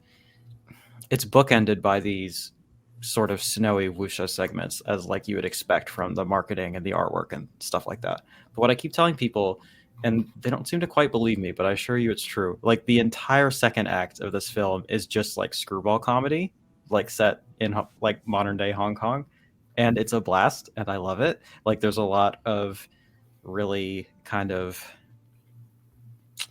enlightening and sort of interesting comments on like Hong Kong gender dynamics going on here. There's, I don't know, it's just, it does so many, as I've kind of come to expect from the Hong Kong genre stuff, is that it just is like a blender of all these different genres that shouldn't work together, but they just kind of make it work. Like you just got like really high fantasy martial arts stuff, and then you get screwball, and then you get a little bit more of the martial arts stuff, and then there's like some horror bits. Like the villain in this is really nasty and does some really horrific stuff, and then it's back to like gender hijinks and stuff, and it's just like, I just love this film a lot. And Sam Deegan, who I'm a huge fan of, does a commentary on this that is really great too. So yeah, big fan of this one for sure. Are the other two of you, are you into the Asian films as much? I don't think I've heard Troy talk about stuff like Iceman Cometh very much. I've not seen that one, although I am a big fan of a lot of, especially the South Korean films of recent years. Park Chan-wook and Bong Joon-ho. I'm a big fan of them, especially Park Chan-wook. I love his films. And Kurosawa, of course, going back, into Japanese cinema and so forth. So yeah, I'm not as well versed in that as I am with Italian, Spanish, French, etc. But I am a fan. I will attach myself to Celeste then and go with my number 3, which is a dirty, dirty movie. I love Ebola Syndrome. This one, I think, was the first of their Asian titles that they came out with, and everybody was like, wait, this is weird coming from Vinegar Syndrome. And in all reality, it is a like quintessential Vinegar Syndrome type title. It's gross. It has depraved things all over it. Tons of great special features. Astonishing looking, released on 4K, classic Anthony Wong, and one that people have wanted on a good release in the US for a long time. Just a great Cat 3 title. I shouldn't love it. I do. There's some awful things that happen in that movie, but it is just so odd to see the way they weave the story through everything. And obviously there's parts of it that's not great. I mean, some of the, I don't even know if you call it CGI, but the way they show the germ spreading, for example, is really, really terrible quality. But it's just great. It's really well directed. And again, Anthony Wong, kind of amazing in pretty much everything that he does. I love Ebola Syndrome. Ebola Syndrome is like one of those where it gets so tasteless that it has a charm to it that it just like latches on to you somehow. Like I feel like when I watch it, I'm like, it shouldn't do as much for me as it does, but I really enjoy it too. Right. I feel like I get enjoyment of the fact that it feels like they knew they should have stopped and were approaching the line they shouldn't cross, and they said, screw it, we're there, let's just go way past it now. Yeah. What do you got for number 3? Oh, go ahead. Oh, I was just gonna say what Planet Mondo said is the reason I've been hesitant to watch it. That's kind of a hard line for me, and I really like to at least have options to cut around that sort of thing. But yeah, I know I got to see it eventually. Like I don't remember specifically on what release it was, but one of these titles had an Anthony Wong interview where he was kind of saying that he doesn't like most of the like really exploitative stuff that he did, but then they asked him his favorite film he did. He's like, "Oh, Ebola Syndrome. That shit rips." I was just like, okay. So he's like, "Yeah, we really took the piss with that one." I was just like, "All right, I kind of need to see it," I sit down with most of these and watch with my wife, and I'd seen most of Ebola Syndrome, but it was a cut version a long time ago, and I hardly remembered it at all. So it was basically like my first time. And we sat down, and the very first scene is them butchering frogs in a restaurant to make frog legs. And my wife went, "Oh, this is that type. Okay." And she soured on it immediately. But man, I love this movie. Number 3, Troy. Well, speaking of tasteless, and a movie that I love far more than I should, and I can't really defend it in many respects, it is one of the most tasteless movies ever released by a major studio. Death Wish 2, Charles Bronson, Oof. 1982, directed by Michael Winner. It's funny, Death Wish 3 is the one that Charles Bronson said, I'm never working with Michael Winner again. I don't know what offended him about 3 that wasn't in 2, because 2 is a lot worse in terms of leering, tasteless exploitation, rape scenes that just go on and on and on. And it's a funny thing. It's almost like, the first film came out in 74 and was a big hit. And of course, a lot of the critics excoriated it, tore it apart because they thought it was a kind of fascist movie, which it isn't really. I think it's a lot more complex than a lot of people gave it credit for. It's almost like Michael Winner read all those reviews and said, oh, if that's what they think it is, I'll show them. I'll give it to them. And he did. It's an hour and a half of just nastiness. It's not even particularly well made. But I love it. I love Charles Bronson and his knit cap going around, shooting up thugs on the street, and the sort of funky Jimmy Page soundtrack, a pointless Anthony Franciosa cameo, and sequences that are just beyond tasteless. And yet I love the film dearly. I've watched it many, many times, and it's one of those movies, they put it out on 4K, and I'm kind of thinking, why? It's not well shot. It's not a particularly good looking movie. And yet I bought it right away. And best of all, it has good essential commentary by my friend Paul Talbot, who is the man when it comes to Charles Bronson. He knows everything about Charles Bronson, and his commentary is well worth listening to. And I make no apologies. I know I'm morally indefensible here for recommending this movie, and yet I love it. So there you have it. Laurent from Wicked Vision says, I agree 100% with Death Wish 2.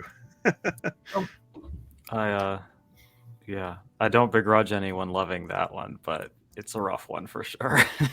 It is. And as a matter of fact, the cinematographer quit. They spent like a week shooting the one rape scene.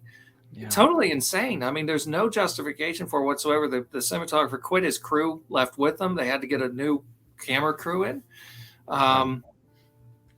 It is what it is. It is everything they said the first film was, and it wasn't. And then the third one turns into a complete cartoon. It's just wonderfully over the top, and you couldn't possibly get offended by that one because it's just so ludicrous. But the second one is pretty nasty. Yeah. Troy, Damien also says, want to say hi to Troy. It's Damien from the old DVD Maniacs days. Oh. And a Vinegar Syndrome favorite is Corruption. I remember Damien. Hello. All right. We are down to the top 2. Let me share Erica's, and then we will jump right in. Another late 80s Italian horror that we covered on the podcast. We do love that. It's Primal Rage. I think a lot of people wrote this one off as, 28 Days Later light. And I would argue this is 1,000 times better than 28 Days Later, because Italians know how to have fun with movies. And this is such a party movie. Put this on during a Halloween party and people look over every now and then and be like, what the fuck is going on there? It's a really great Halloween party in this film. Some effects by Carlo Rambaldi are in this. Italian horror fans, if you don't own this movie, who are you? This is a fairly new one. Has everybody gotten a chance to see Primal Rage yet? Hell yeah. Primal Rage kicks ass. I just reviewed it on the channel like last week or something. Yeah, it's really good. Zach, have you seen this one yet? I have not. So yeah, I'm inching closer to, because I said I was going to skip the sale, and now I'm to the point like, what could I dip at a savings and see what I can get this. Yeah. Yeah. Nothing irresponsible about that. My savings isn't for emergencies. It's so I can, when sales come, I can justify it. This is an emergency. This is an emergency. Yeah, obviously. Troy, what do you think of Primal Rage? Yeah, it's a fun one. I don't think it's better than 28 Days Later, but I do think it's a fun movie. It's one of 2 movies that were done back to back. The same producer, had involved Umberto Lenzi. And Lenzi ended up, he wanted to direct this one, but they wanted him to direct another film instead called Nightmare Beach, which he wasn't happy about doing, and made sure everybody knew that. Although Nightmare Beach is not without its charms as well. I think it's actually Vittorio Rambaldi, Carlo Rambaldi's son, ended up directing Primal Rage, and yeah, I mean it's kind of like the Demons films. It's just one of those sort of 80s Italian horror films. It's all gore, prosthetic effects. It's a celebration of prosthetic effects and very flimsy characterizations, and yeah, it's fun. It's fun. Viva la Italia. Amen. I'm curious if Nightmare Beach is ever going to happen. Everybody's always begging for that. Kino, was it Kino, or I think Kino put it out on Blu-ray. So I mean, it's out. Mm-hmm. Or I'm thinking of the other one. Blood Beach is the one I'm thinking of. Sorry. Oh, Blood Beach. Oh yeah. Well, I think there's a rights issue with that one. Yeah. Maybe. Too many similar titles. Zach, let's go top 2, my friend. All right. So I wasn't going to get through any type of top 10 lists where a label has a Stephanie Rothman film. So number 2 is going to be Terminal Island.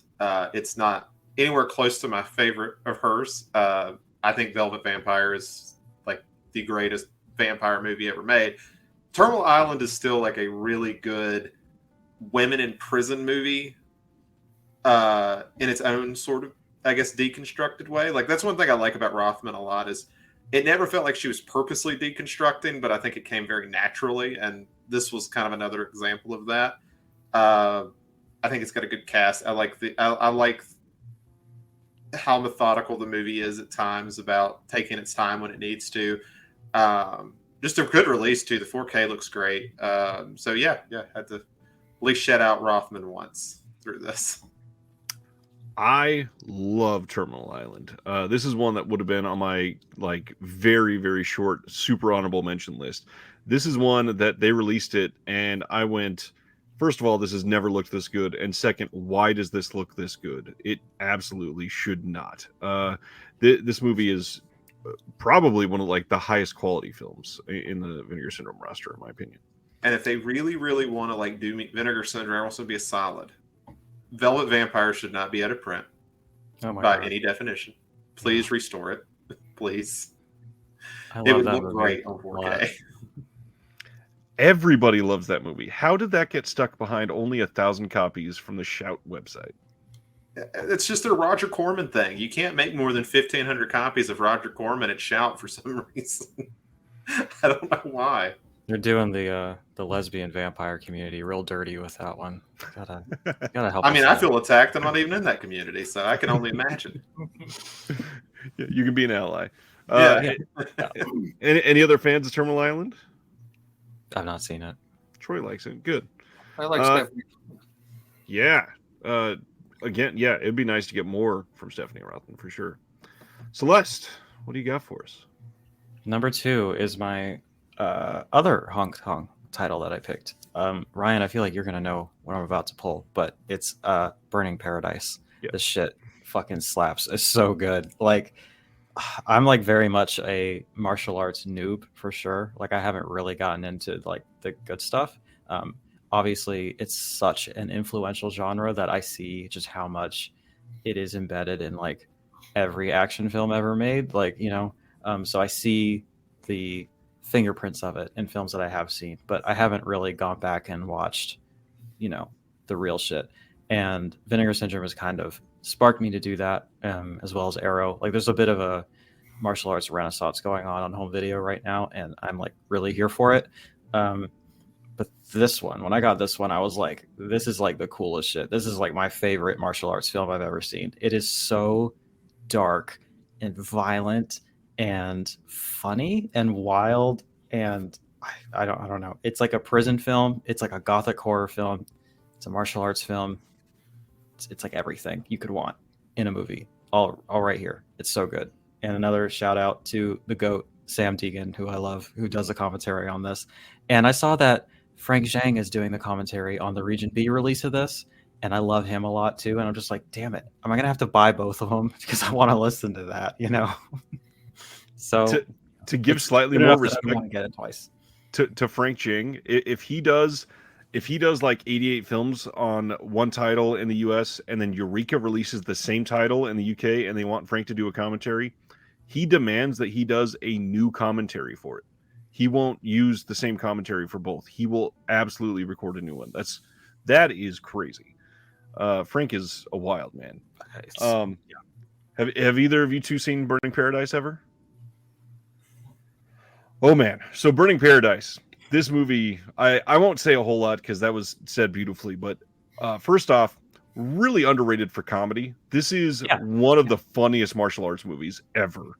The other thing, it is so unexpected. Like, it subverts expectations on everything that you could possibly think of. The movie opens in the middle of like desert dunes. Not very often that you'll see something like that in one of these films. The violence is cold throughout. It is crazy. There's like a dungeon full of dead bodies. This movie's it's amazing. I love this movie. Everybody needs to see this one.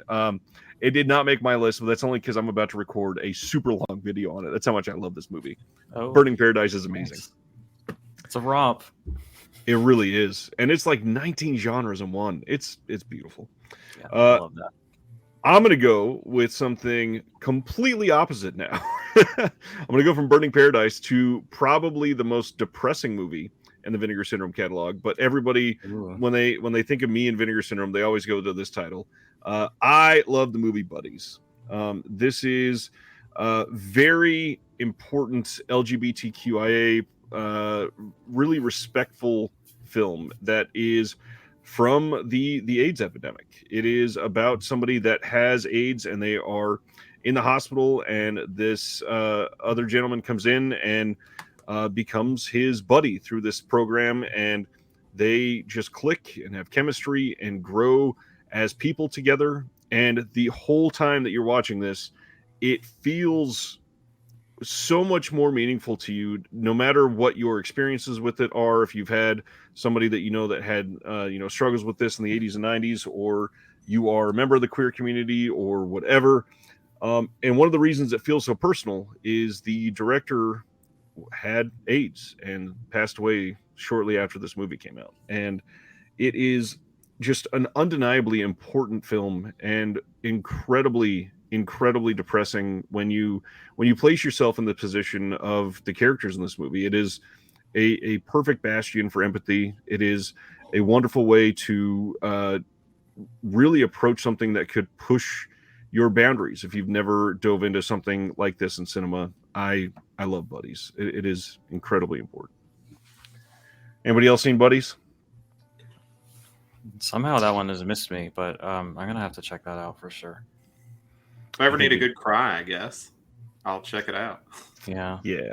I think you'd both enjoy it. Well, yeah. All right, Troy, number 2. Well, for number 2, I can't help resist going back to Paul Naschy once again. Their 4K release of The Werewolf versus the Vampire Women, 1971.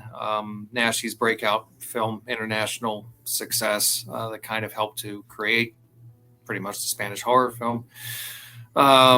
Multiple edits of the film included, lots of extras, a beautiful, beautiful transfer. This is one of those movies that for a long time, there was a German Blu-ray release, but there hadn't been an American Blu-ray. There had been a DVD release, which was nice for its time, but definitely room for improvement. And then this came along kind of out of nowhere. I had no idea that it was coming, so it was a very welcome surprise.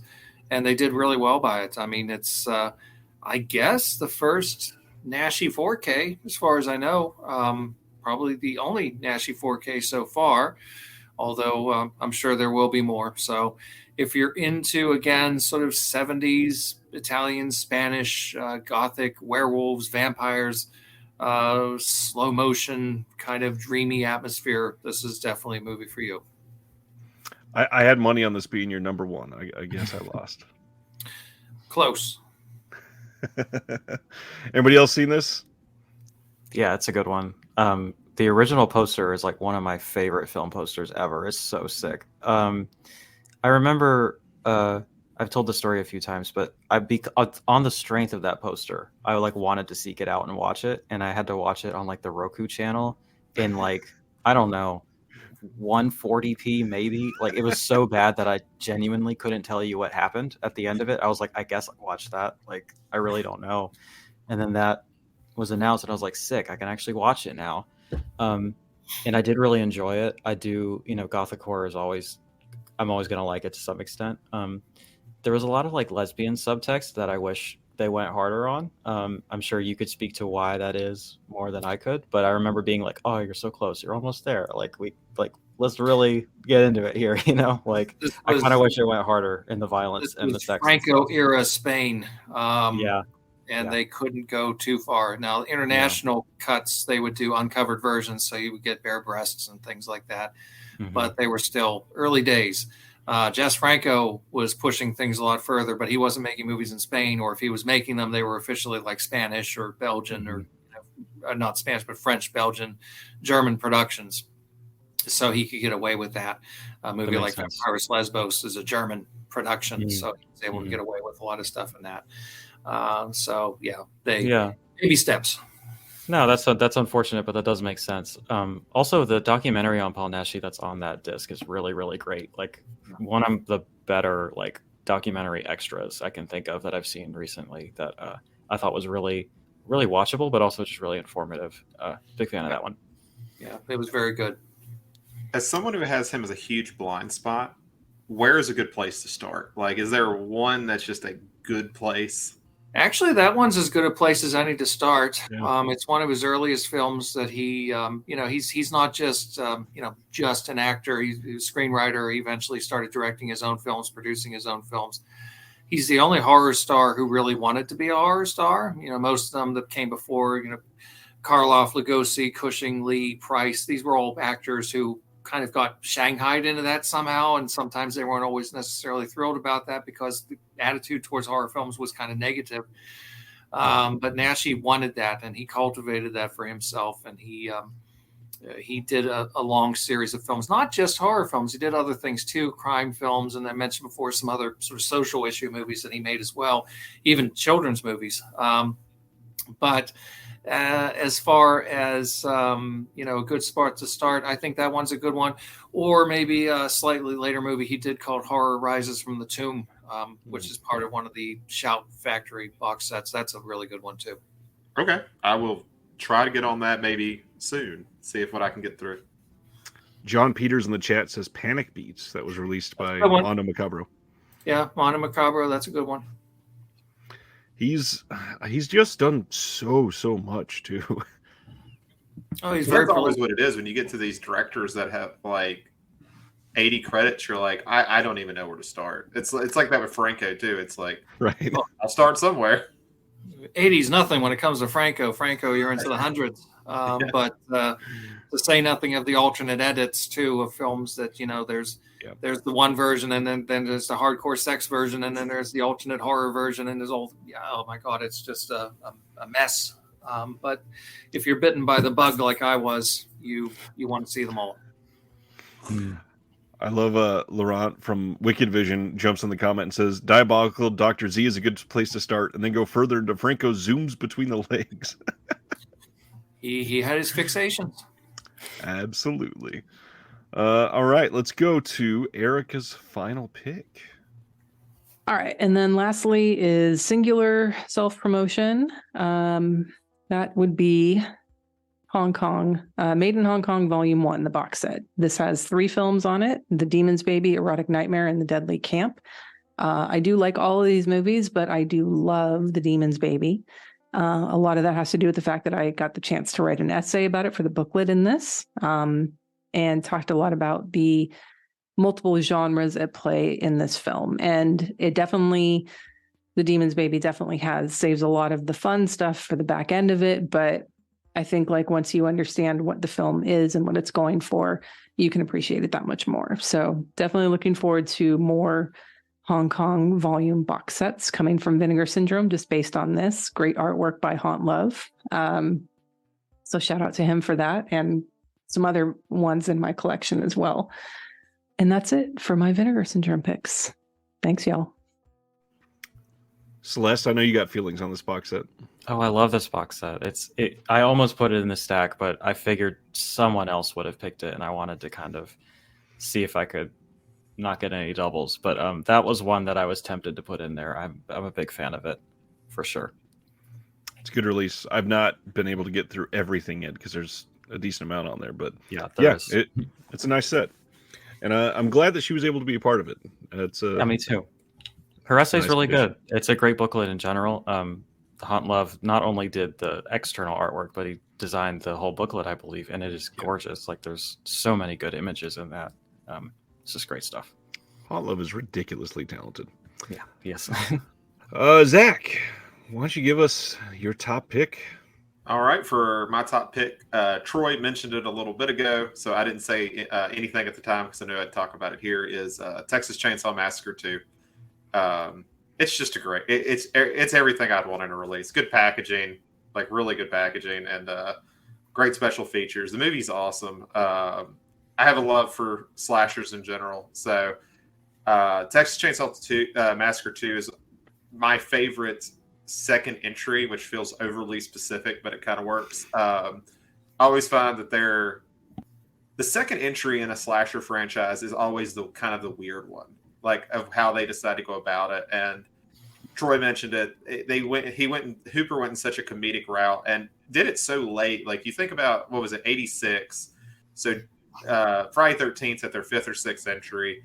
Halloween, surprisingly, only at 3 at this point, but still more than that. And then you have Nightmare, which is still a fairly young franchise, but might have already released its 3rd around there. So, I mean, it was kind of late to the game to be as early as a slasher franchise as it was, but it just knocks it out of the park. It's easily almost on par with the first one, which is saying a lot for what the first one is.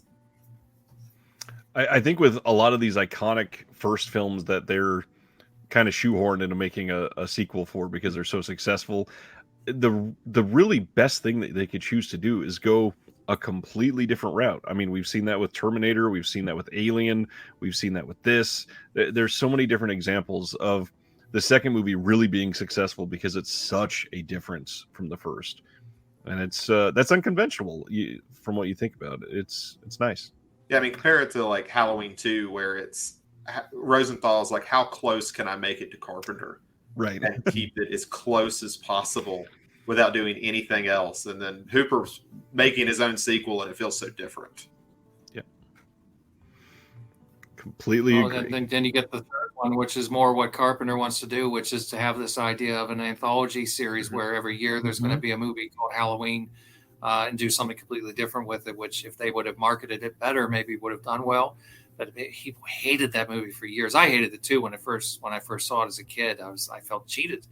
But then I came to realize later what a wonderful film it really was. And after that, they just kept Xeroxing it over and over again. He said when the time came to write the second one, it was just so depressing because he said he had to do it because it was contingent with him doing The Thing and getting this contract with Universal. They said you have to do this sequel, and it just, there was no story left. So but it's okay for what it is. I don't mind it. It's certainly better than ones that came later. I always love the interview with him where he's just, I think he's talking about the third one, and they ask him about the second one. It's like, it's an abomination. I was like, man, not holding anything back. Well, he's very unpretentious. He has, I had the opportunity to interview him when I wrote a book about him, and he was very kind. But he has a very, very dry, sardonic sense of humor that people sometimes, they just think, oh, he's just a jerk. He really isn't. He's actually very articulate, very intelligent, but he hates talking about his own movies. And he definitely has a cynical attitude, but that comes honestly after being treated like crap for a long time too. So I can understand it. Absolutely. All right, Celeste, top slot. My number one. Astute viewers of my videos might know what I'm about to say, and perhaps this is recency bias, but I really was so blown away by this release, and it is, as of now, my favorite Blu-ray release of the year so far. And that's going to be the Mexican Gothic set, the films of Carlos Enrique Taboada. This is so incredible and so important. And I gotta tell you, it hurts me a little bit that this doesn't say Volume 1 like some of their other sets do, because I want more of this so badly.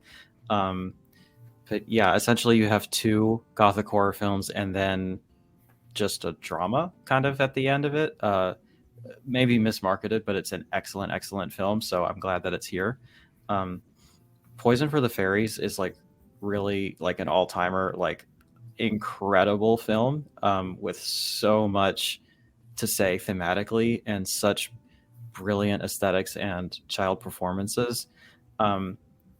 Blacker Than the Night is probably my least favorite of the 3, but the more I think about it, the more I like it. I mean, it's a film about a black cat. I have to like it at least a little bit. But it's real. I don't know. I talked about this probably for 20 minutes straight in my video about it because I just had so much that I got out of it and that I think is important about it.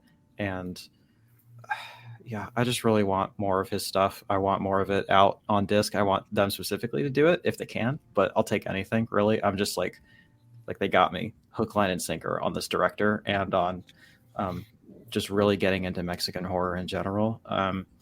I said this in my video, but I'll say it again. Like this sort of project of rescuing and highlighting the cultural history of other countries, especially non-white countries, is something that I think is so vitally important. And supporting this work, I think, is like almost like a moral imperative for all of us. Like I think that this sort of stuff is what we should be championing, and especially when it's this fucking good. Like, and the essay or the booklet included is excellent. Like all the essays are great, really insightful. Really, my only critique is I wish there was more. I wish there was more of all of it. I wish there was more supplements. I wish there were more volumes. This shit is it right here. My number 1. I've not been able to get to anything yet because my package was delayed and I've gotten a late start on all of that. This is like Poison for the Fairies is one I've been hearing about for years and years. It's amazing. And I've still not been able to see it. So I'm dying to pop this in. Hopefully I haven't oversold it, but man, I don't know. It's so good. Troy, have you seen one or all of these? I have not, but after hearing that, I'm going to order it. Very interesting. I have seen some of their other Mexican ones, like what was it, Grave Robbers, or there were a couple that they put out that were fun. They're more sort of schlocky, Z grade type films, but they were entertaining, and I definitely was appreciative to get a chance to look at them. So I absolutely agree. I think it's wonderful that they're kind of rescuing a lot of these films and putting them out there for people. Well, Mexican horror seems to be having a little bit of a moment, thankfully. I mean, Indicator is doing a lot with it. Vinegar Syndrome has been doing some. I just hope they keep it coming because there's a lot more that's never been touched. Mm-hmm. And I mean, I don't even think we've got everything from that old DVD label, right? No. We're Casa Negra. No. Yeah. They still have to do the vampire and the vampire's coffin, and there's some good stuff yet. I will throw out there again, if anybody's like just after these films, not trying to make you spend money that you don't have necessarily, but these are hard to find nowadays, and there's no guarantee that these are coming to Blu-ray. Supposedly, Synapse had the rights, and the Casa Negra thing was with Synapse, and they said they will never do Blu-ray, or they don't have rights to do Blu-ray. But they actually still have a lot of these on DVD at Synapse headquarters. And if you just go and get the phone number to Synapse, they will send you them. You just got to call and they can't sell you them on the website, but you give them money on PayPal and they'll send them to your house. I'm sorry. You want me to pick up the phone and call somebody for a DVD? Sir, that is how they do it in 2023. Yeah. I will say John in the chat actually did that earlier. I think it was last year, and got the rest of them that he needed. Synapse is like the funniest company to me. Like that's the one I'd want to interview. Like of all the ones we've done, I would love to talk more to them. They're good people. They'd be fun for you guys. I will throw out my number 1 and then let Troy go last. Then my number 1 was mentioned earlier, but I adore the Candy Snatchers. This is the movie that I've watched from this entire collection probably more times than any of the other titles. It used to be Buddies, but this one I keep wanting to go back to, and it's weird because it's sadistic, but in like a welcoming way. The story itself is just so nasty and not what you expect. It's beyond well made, and the fact that it was overlooked for so long, I can't fathom that. It is just such a great film. I am just completely confused by it. The extras, like I mentioned earlier with the director, it is a nice insight as to why it was forgotten for so long, and it's welcoming to these people that they can get due for their titles that they had a big hand in putting out, literally in many of these cases 50 years ago, and they never had any recognition. And nowadays people are dying to buy their titles, and it's just nice to see that they can feel that, unfortunately, before they pass away. But it's something that they're at least finally getting their due, and this title deserves all of the due that they can get. Love this one. Troy, my friend. Well, my number one has already been mentioned before, but I think it bears repeating. It's a movie that I first saw under a different title on the USA Network back in the 80s. It's hard for me to believe that this movie and its companion feature used to run on network TV. Cut the Ribbons, but they ran them, and I had no idea what to make of them at the time. I didn't understand what they were at all.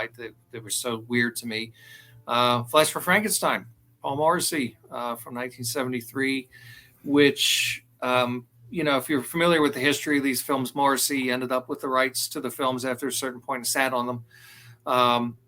Morrissey himself is a somewhat disagreeable character, let us say. If you've ever seen interviews with him, he's not the nicest man in the world, perhaps.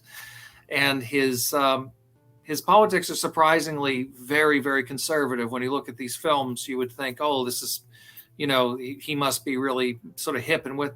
No, not at all. But that being said, he made wonderful films and came out of the Andy Warhol factory. If you mention Andy Warhol to him, he spits up blood. He had nothing to do with these movies, So I saw this movie in the 80s on TV as Andy Warhol's Frankenstein and Andy Warhol's Dracula, and I had no idea what to make of them. I was totally confused, totally baffled by them. And of course, they were cut because they have a lot of gore and they have a lot of sex as well. Lots of male and female nudity in these films. So it was so nice that it was finally put out on Blu-ray and 4K as well, and also with a 3D option for those that are equipped to watch movies in 3D. I'm not, so I can't watch it that way. But Udo Kier in his glory as Baron Frankenstein, and a very wonderfully out of place Joe D'Alessandro with his Brooklyn accent, loaded with incest and necrophilia and all kinds of weird, strange things going on. And it's very tongue-in-cheek, and it's gorgeously shot by the great Luigi Caviller, who also shot Deep Red for Dario Argento and a bunch of films for Elio Petri and New York Ripper for Lucio Fulci. So it's a gorgeous film, special effects by Carlo Rambaldi, wonderfully outrageous. I love it dearly.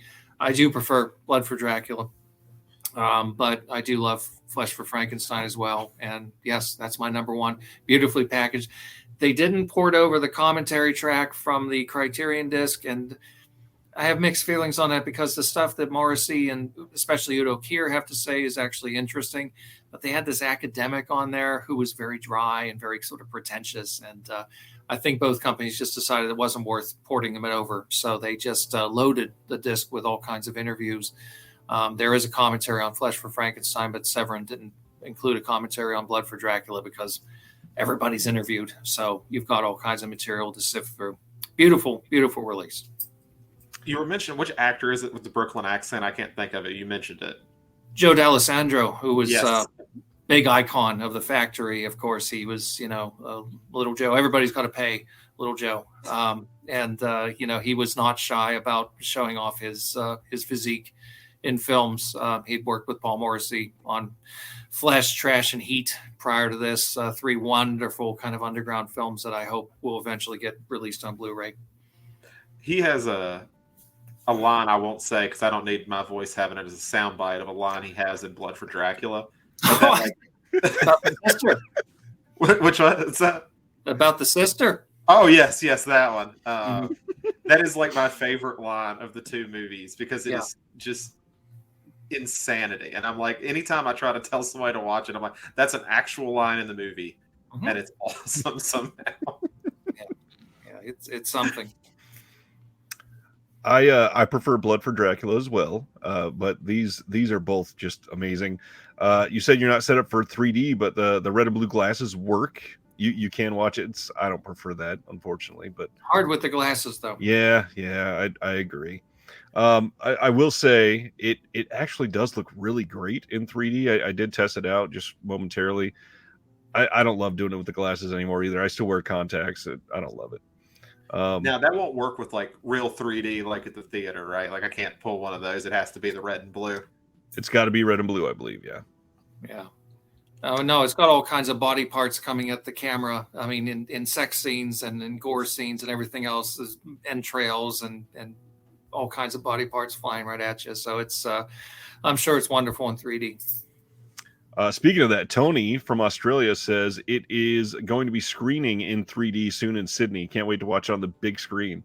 That is awesome. That would be so fun, huh? Yeah. I don't get anything like that. I don't either. Well, that was top tens. Anybody have any that were close that you want to throw out there as well that maybe you're surprised didn't get a mention tonight, or just some that you want to give attention to? Yeah, I mean, I could list some off the top of my head. I'm really shocked From Beyond didn't get on anybody's list. It probably should have been on mine, but I was like, somebody will cover it, you know. But man, that film is amazing, and that release is just perfect. Like, it's so good. The new Vacations of Terror release that just came out, more Mexican horror that I was like really into. Really dug that release a lot. The Made in Hong Kong set is amazing, but we went over that one. Biozombie is one that I almost put on there. That one is so good, and the Frank Zhang commentary is like one of the best I've ever heard. I don't know. I could keep going. Like, I really love Thriller too. Righting Wrongs is really good. Yeah, I don't know. Tons of good stuff.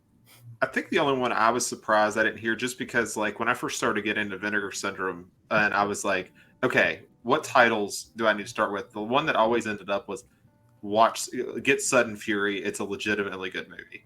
Yeah. And it is. It's really good. It's not one I hear as much about anymore. I think that was kind of a little bit earlier for them, but that was kind of the one that I always got listed as a watch that one because it's better than you think it's going to be.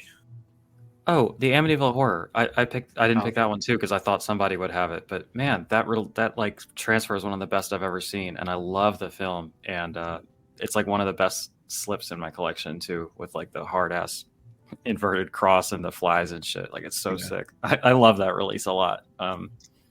Kind of a timely joke. I'm really happy that Fangoria leaned into that this week with the Chainsaw Awards and gave an award for the best Amityville for last year because there were so many Amityville films released last year.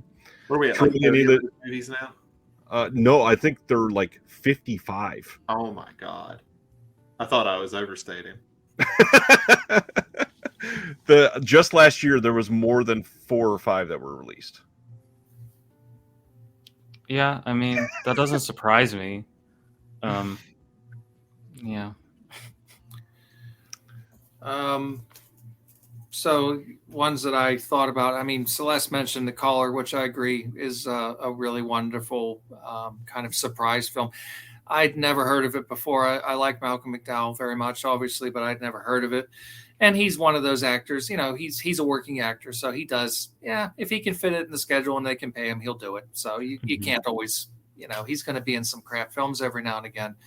But a friend of mine said, you need to watch this. It's actually surprisingly really good. He said, I won't tell you anything about it because it's better if you don't know going into it. And I agree with that 100%. So anybody who hasn't taken a chance on that one yet, check it out. It's really interesting. As a Jess Franco fan, I have to mention their double feature of Kiss Me Monster and Two Undercover Angels, two really fun late 60s kind of spy film, horror film, thriller, kind of soft erotic, very, very soft erotic, sort of late 60s.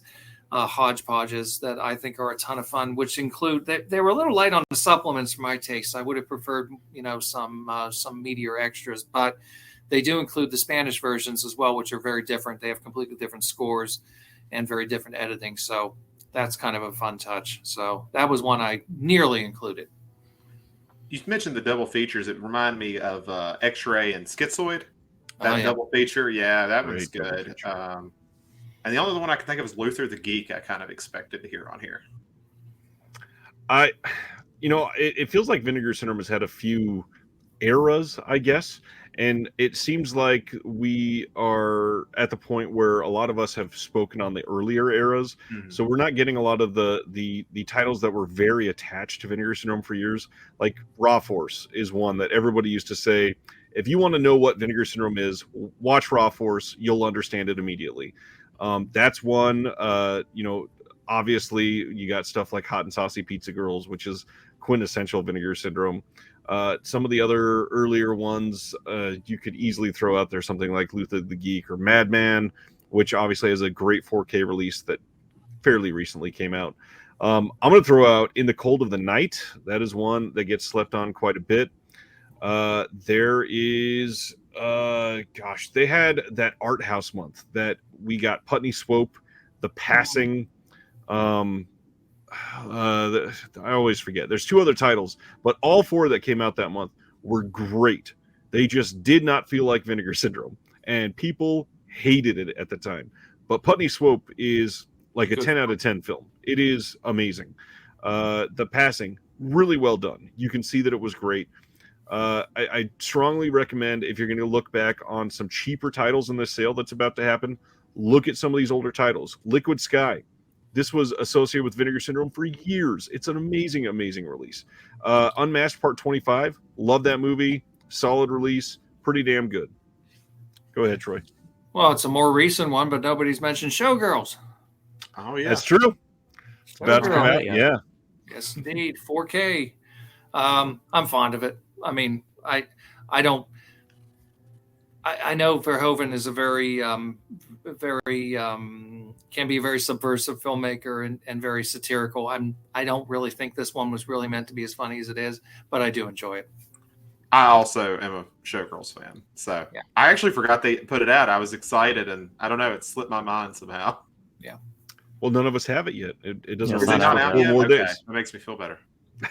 I've never seen it, so I have it pre-ordered. I'm really excited. I'm like really stoked about it. To name another art house favorite, Tammy and the T-Rex is a really great film that I'm a big fan of.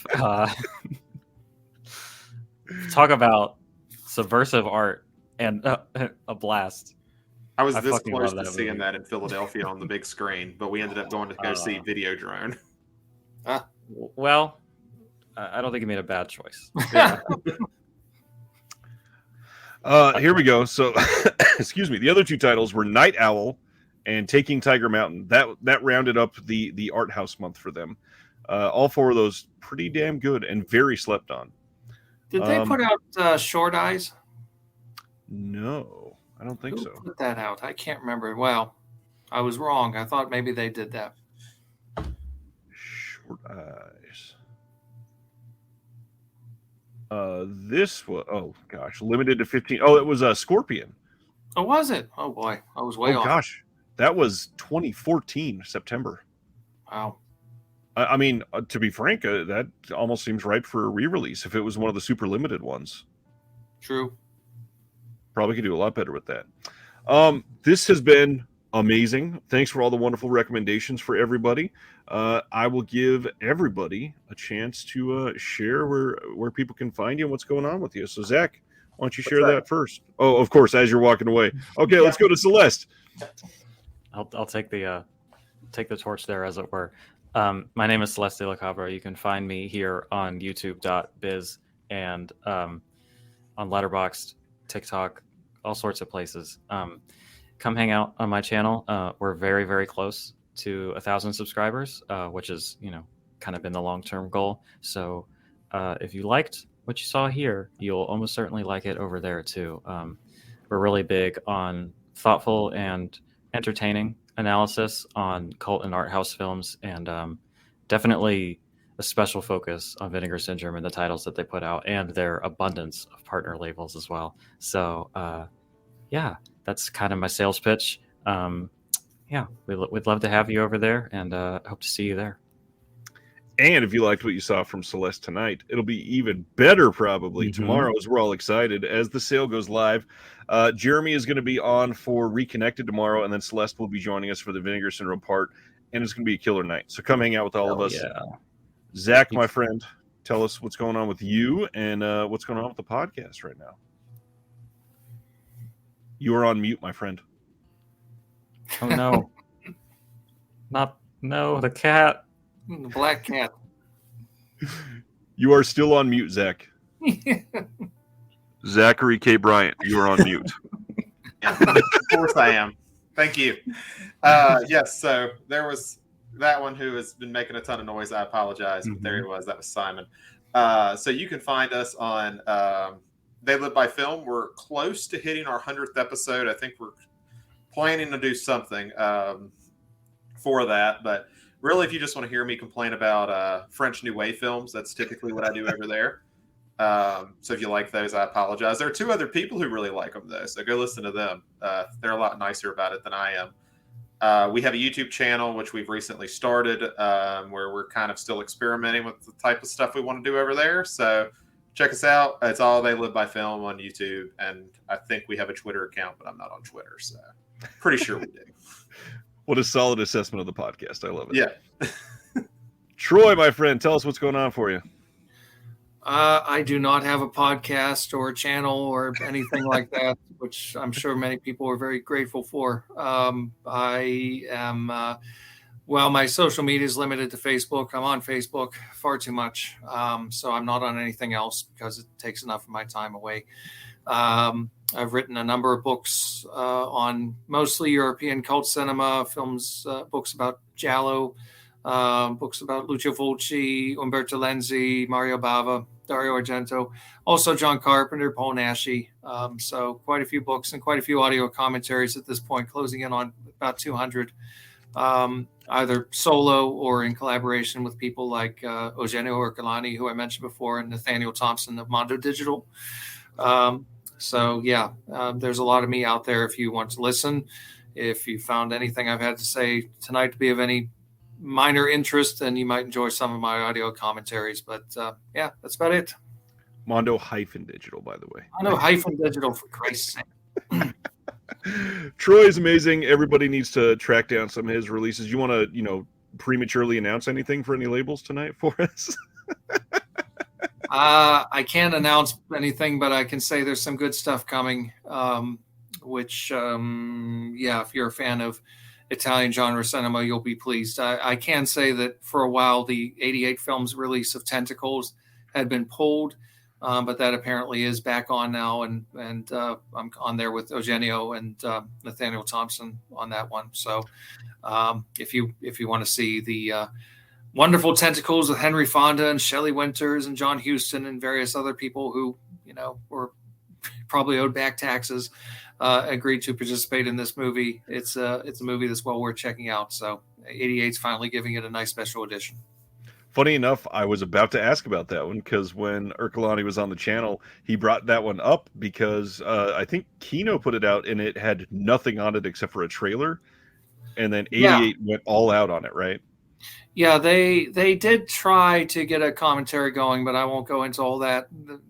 That didn't work out for various reasons. But now, yes, this is going to be stuff to the tentacles with all kinds of extra features, lots of interviews that Eugenio conducted for this release and our commentary track. And it's if you like the film, this is the release you've been waiting for.